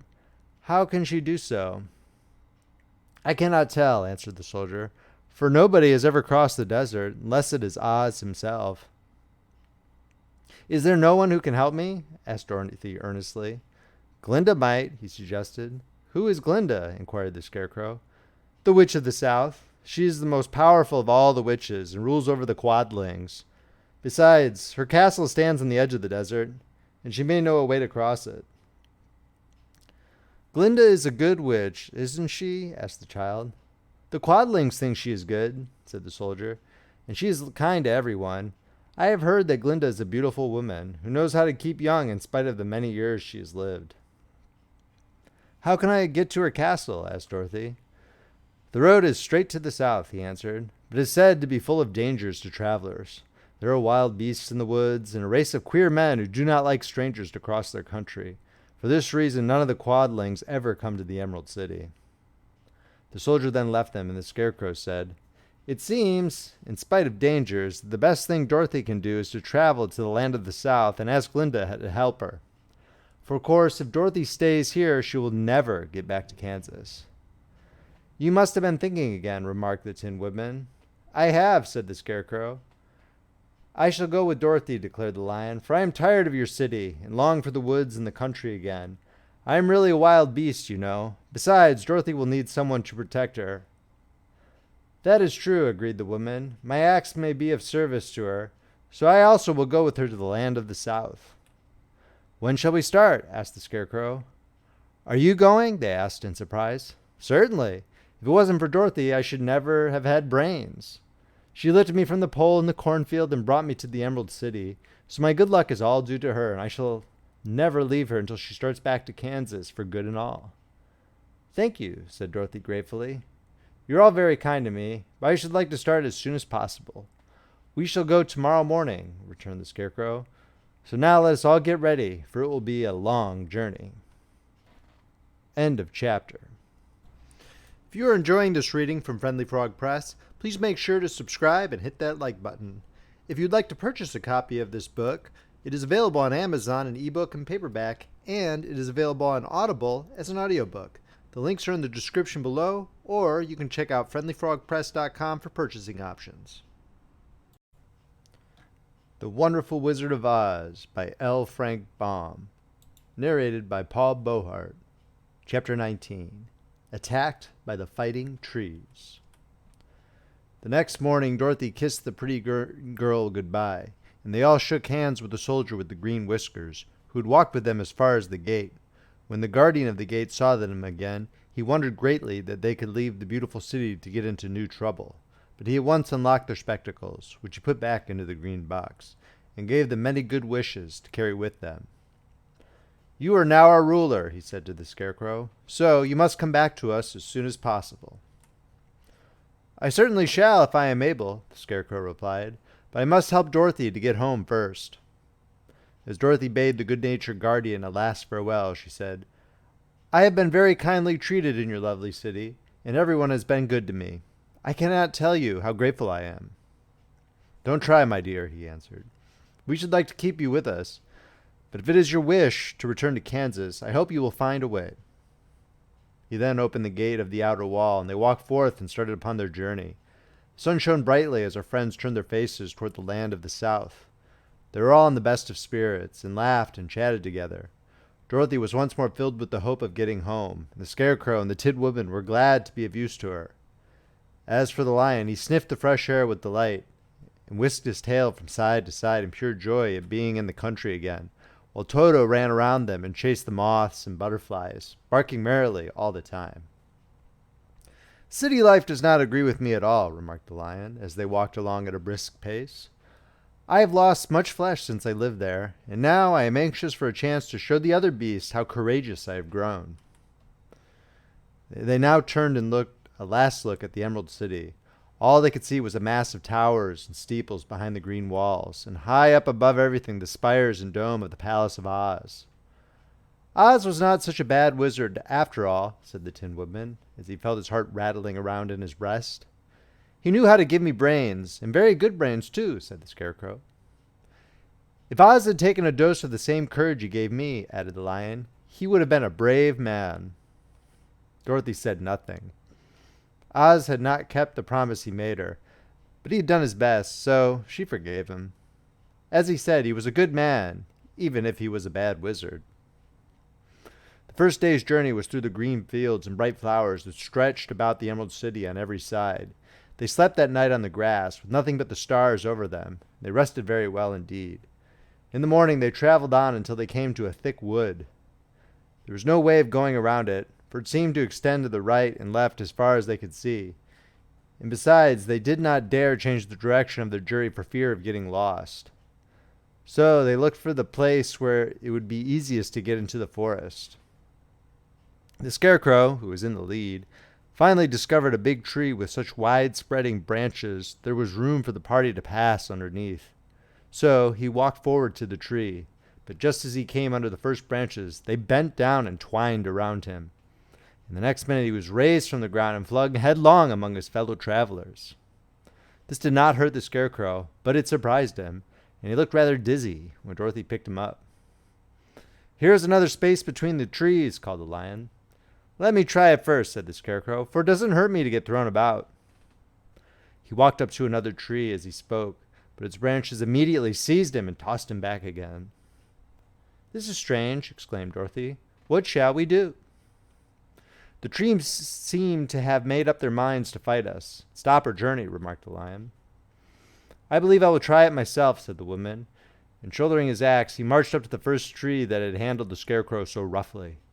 When a big branch bent down to seize him, the Woodman chopped at it so fiercely that he cut it in two. At once the tree began shaking all its branches as if in pain, and the Tin Woodman passed safely under it. "Come on," he shouted to the others. "Be quick!" They all ran forward and passed under the tree without injury, except Toto, who was caught by a small branch and shaken until he howled. But the Woodman promptly chopped off the branch and set the little dog free. The other trees of the forest did nothing to keep them back, so they made up their minds that only the first row of trees could bend down their branches, and that probably these were the policemen of the forest, and given this wonderful power in order to keep strangers out of it. The four travelers walked with ease through the trees until they came to the farther edge of the wood. Then, to their surprise, they found before them a high wall which seemed to be made of white china. It was smooth, like the surface of a dish, and higher than their heads. "What shall we do now?" asked Dorothy. "I will make a ladder," said the Tin Woodman, "for we certainly must climb over the wall." End of chapter. The Wonderful Wizard of Oz by L. Frank Baum. Narrated by Paul Beauheart. Chapter 20. The Dainty China Country. While the Woodman was making a ladder from wood which he found in the forest, Dorothy lay down and slept, for she was tired by the long walk. The Lion also curled himself up to sleep, and Toto lay beside him. The Scarecrow watched the Woodman while he worked, and said to him, "I cannot think why this wall is here, nor what it is made of." "Rest your brains, and do not worry about the wall," replied the Woodman. "When we have climbed over it, we shall know what is on the other side." After a time, the ladder was finished. It looked clumsy, but the Tin Woodman was sure it was strong. It would answer their purpose.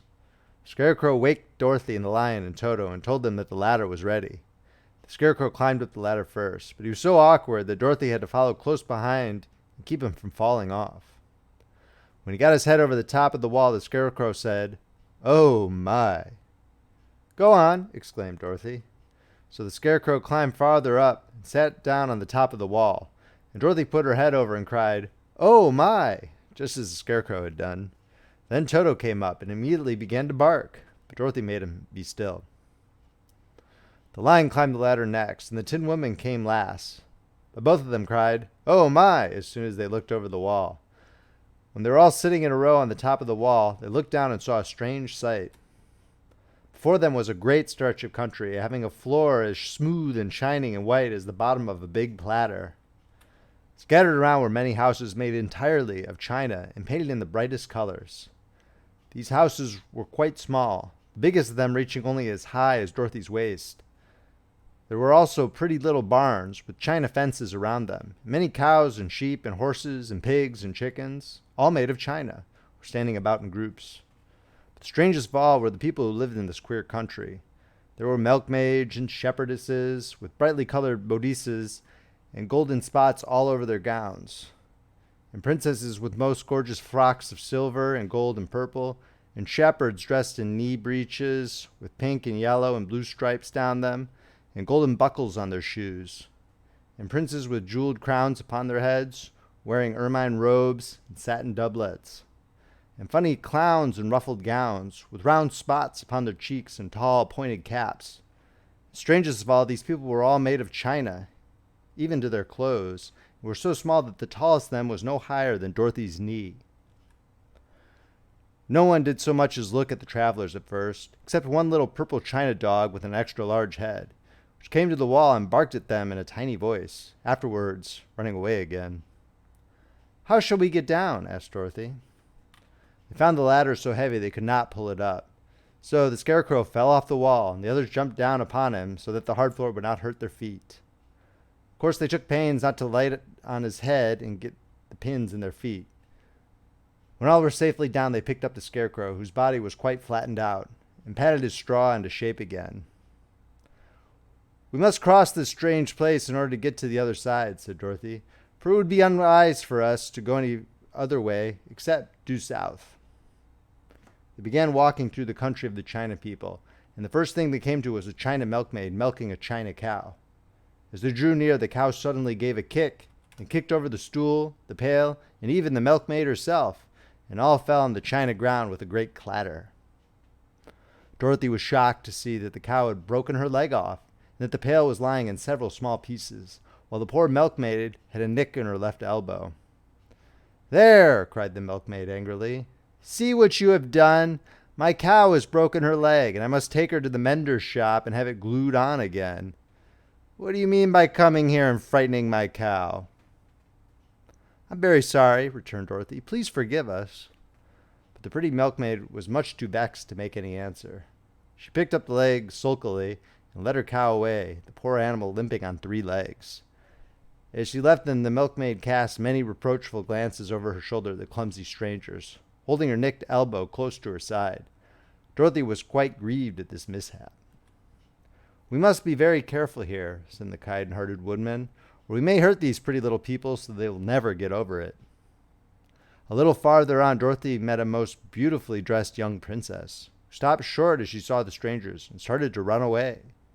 Dorothy wanted to see more of the princess, so she ran after her, but the China girl cried out, "Don't chase me!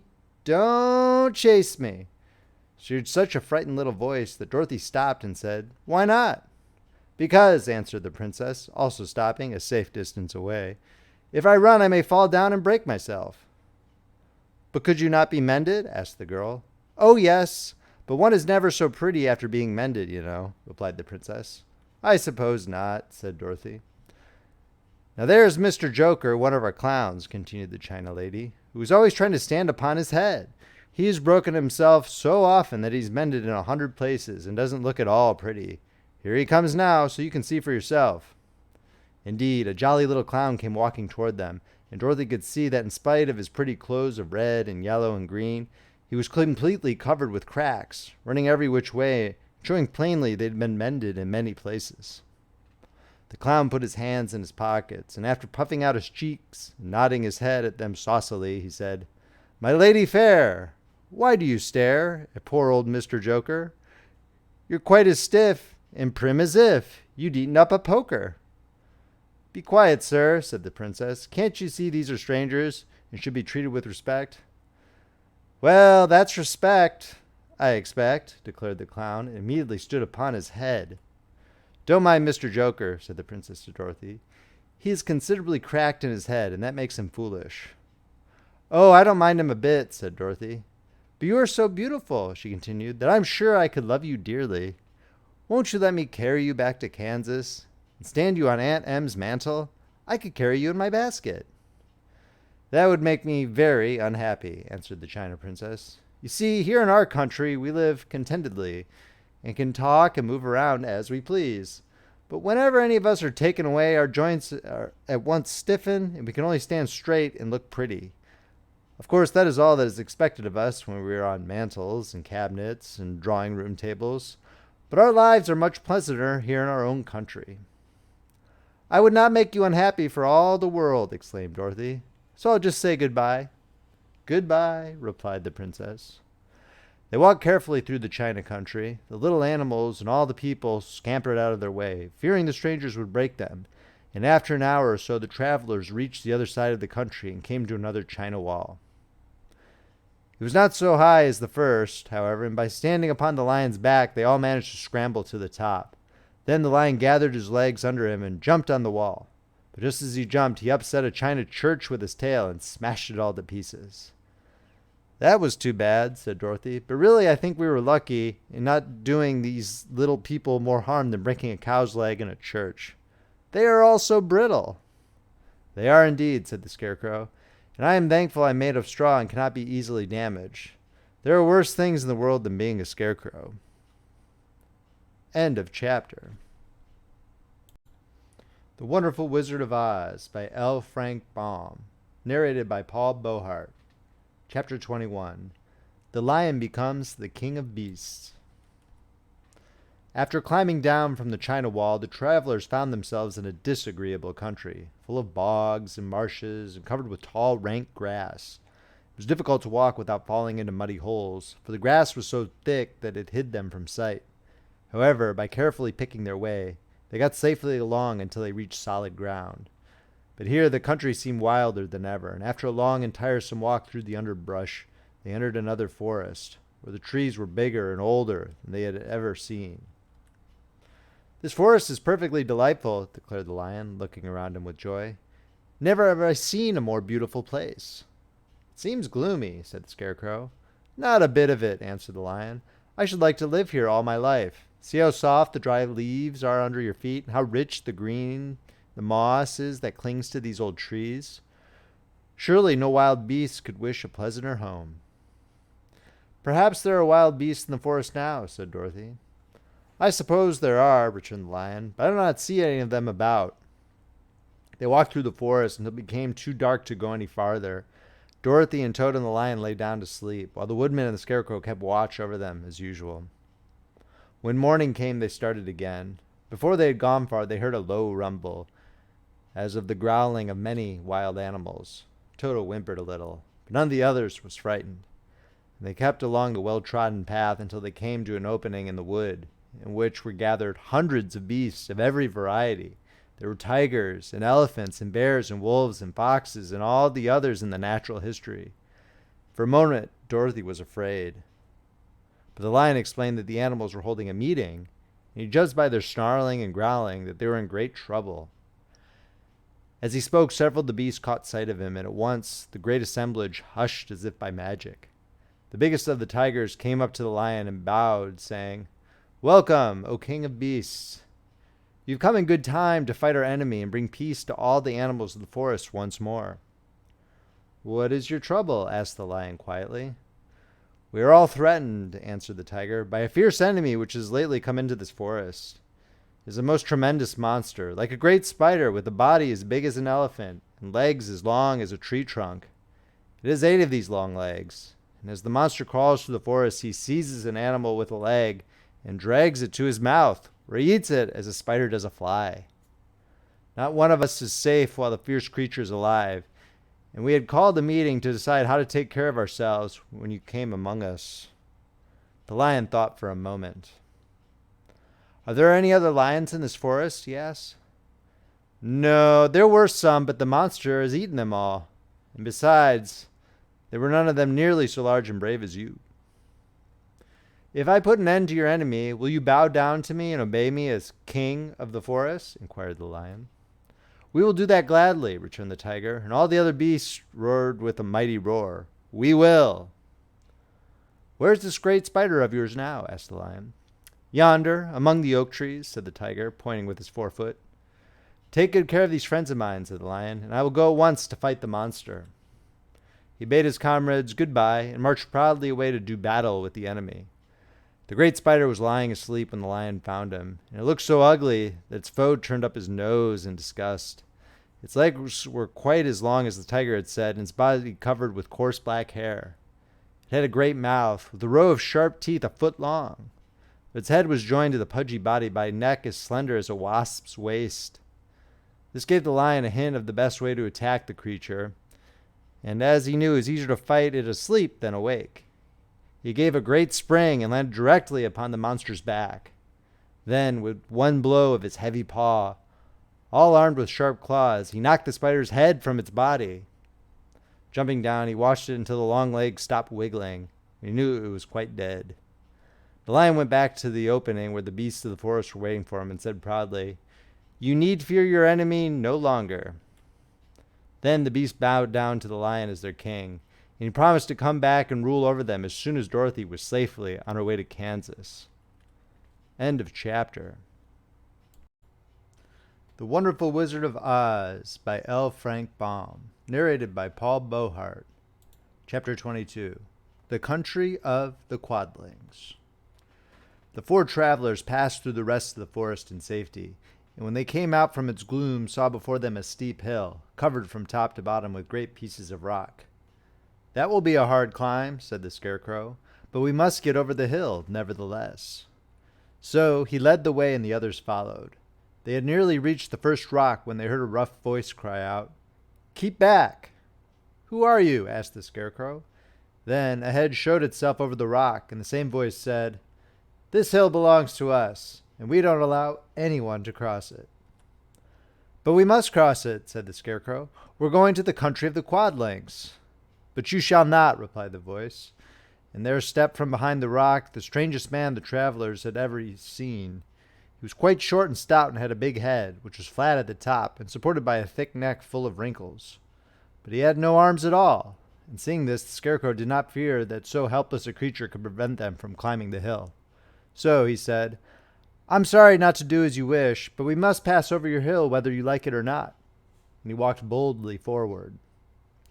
As quick as lightning, the man's head shot forward, and his neck stretched out until the top of the head, where it was flat, struck the Scarecrow in the middle and sent him tumbling over and over down the hill.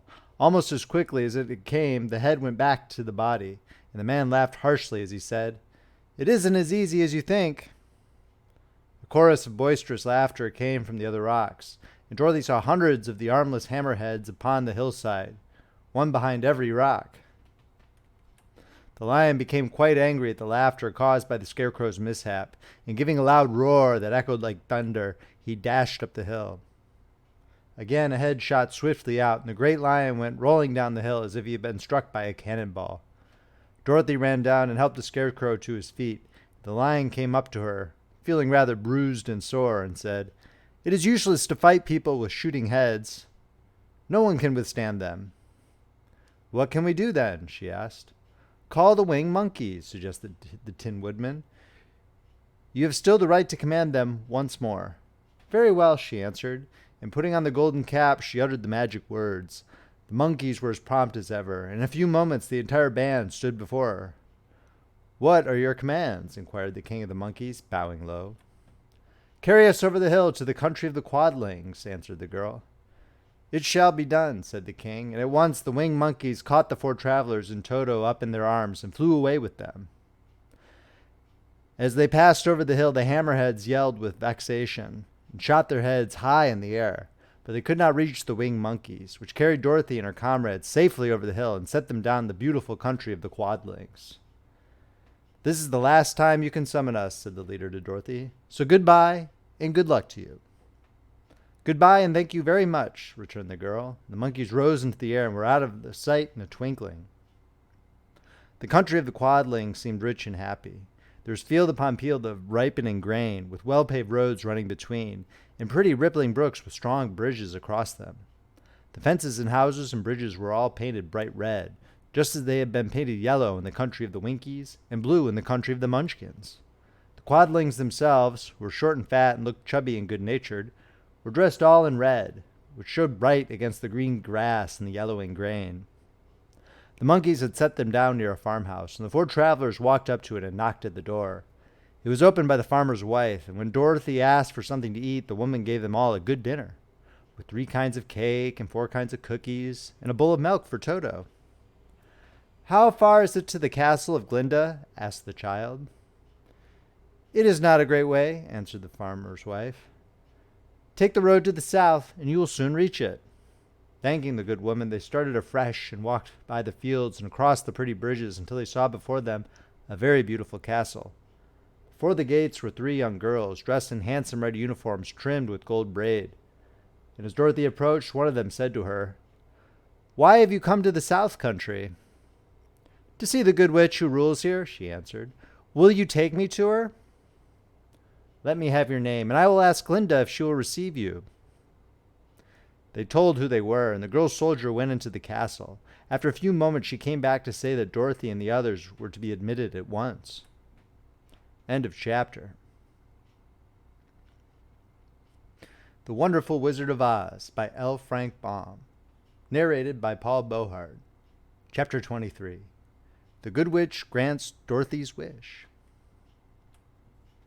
Before they went to see Glinda, however, they were taken to a room of the castle, where Dorothy washed her face and combed her hair, and the lion shook the dust out of his mane, and the Scarecrow patted himself into his best shape, and the Woodman polished his tin and oiled his joints. When they were all quite presentable, they followed the soldier girl into a big room, where the witch Glinda sat upon a throne of rubies. She was both beautiful and young to their eyes.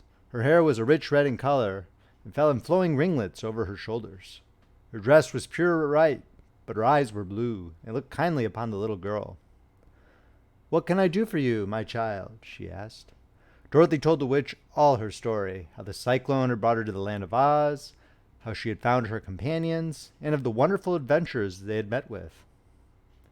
"My greatest wish now," she added, "is to get back to Kansas, for Aunt Em will surely think something dreadful has happened to me, and that will make her put on mourning, and unless the crops are better this year than they were last, I'm sure Uncle Henry cannot afford it."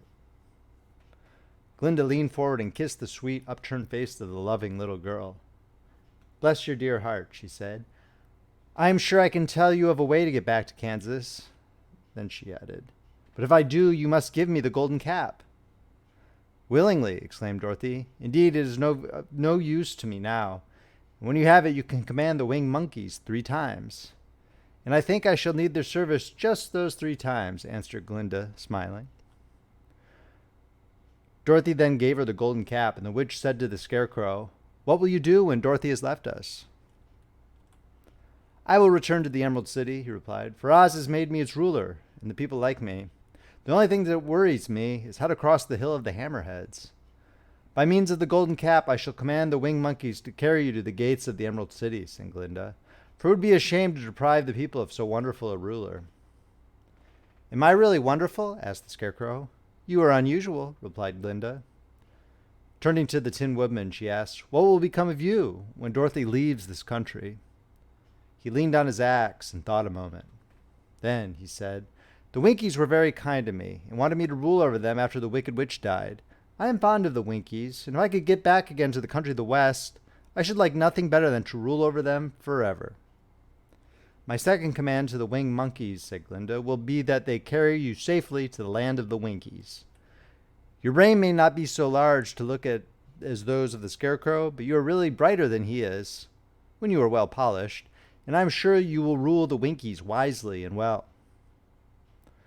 Then the witch looked at the big shaggy lion and asked, "When Dorothy returns to her own home, what will become of you?" "Over the Hill of the Hammerheads," he answered, "lies a grand old forest, and all the beasts that live there have made me their king. If I can only get back to this forest, I would pass my life very happily there." "My third command to the winged monkeys," said Glinda, "shall be to carry you to your forest. Then, having used up the powers of the golden cap, I shall give it to the king of the monkeys, that he and his band may thereafter be free forevermore." The Scarecrow and the Tin Woodman and the Lion now thanked the Good Witch earnestly for her kindness, and Dorothy exclaimed, "You are certainly as good as you are beautiful, but you have not yet told me how to get back to Kansas." "Your silver shoes will carry you over the desert," replied Glinda. "If you had known their power, you could have gone back to your Aunt Em the very first day you came to this country." "But then I should not have had my wonderful brains," cried the Scarecrow. "I might have passed my whole life in the farmer's cornfield." "And I should not have had my lovely heart," said the Tin Woodman. "I might have stood and rusted in the forest till the end of the world." "And I should have lived a coward forever," declared the Lion, "and no beast in all the forest would have had a good word to say to me." "This is all true," said Dorothy, "and I am glad I was of use to these good friends. But now that each of them has had what he most desired, and each is happy in having a kingdom to rule besides, I think I should like to go back to Kansas." "The silver shoes," said the Good Witch, "have wonderful powers. And one of the most curious things about them is that they can carry you to any place in the world in 3 steps, and each step will be made in the wink of an eye. All you have to do is knock the heels together 3 times and command the shoes to carry you wherever you wish to go." "If that is so," said the child joyfully, "I will ask them to carry me back to Kansas at once." She threw her arms around the lion's neck and kissed him, patting his big head tenderly. Then she kissed the Tin Woodman, who was weeping in a way most dangerous to his joints. but she hugged the soft stuffed body of a scarecrow in her arms instead of kissing his painted face, and found she was crying herself at this sorrowful parting from her loving comrades. Glinda the Good stepped down from her ruby throne to give the little girl a goodbye kiss, and Dorothy thanked her for all the kindness she had shown to her friends and herself. Dorothy now took Toto up solemnly in her arms, and having said one last goodbye, she clapped the heels of her shoes together 3 times, saying, "Take me home to Aunt Em." Instantly, she was whirling through the air so swiftly that all she could see or feel was the wind whistling past her ears. The silver shoes took but 3 steps, and then she stopped so suddenly that she rolled over upon the grass several times before she knew where she was. At length, however, she sat up and looked about her. "Good gracious," she cried, for she was sitting on the broad Kansas prairie. Just before her was the new farmhouse Uncle Henry built after the cyclone had carried away the old one. Uncle Henry was milking the cows in the barnyard, and Toto had jumped out of her arms and was running toward the barn, barking furiously. Dorothy stood up and found she was in her stocking feet, for the silver shoes had fallen off in her flight through the air and were lost forever in the desert. End of chapter. The Wonderful Wizard of Oz by L. Frank Baum. Narrated by Paul Beauheart. Chapter 24. Home Again. Aunt Em had just come out of the house to water the cabbages when she looked up and saw Dorothy running toward her. "My darling child," she cried, folding the little girl in her arms and covering her face with kisses. "Where in the world did you come from?" "From the land of Oz," said Dorothy gravely. "And here's Toto, too. And oh, Aunt Em, I'm so glad to be at home again." The end.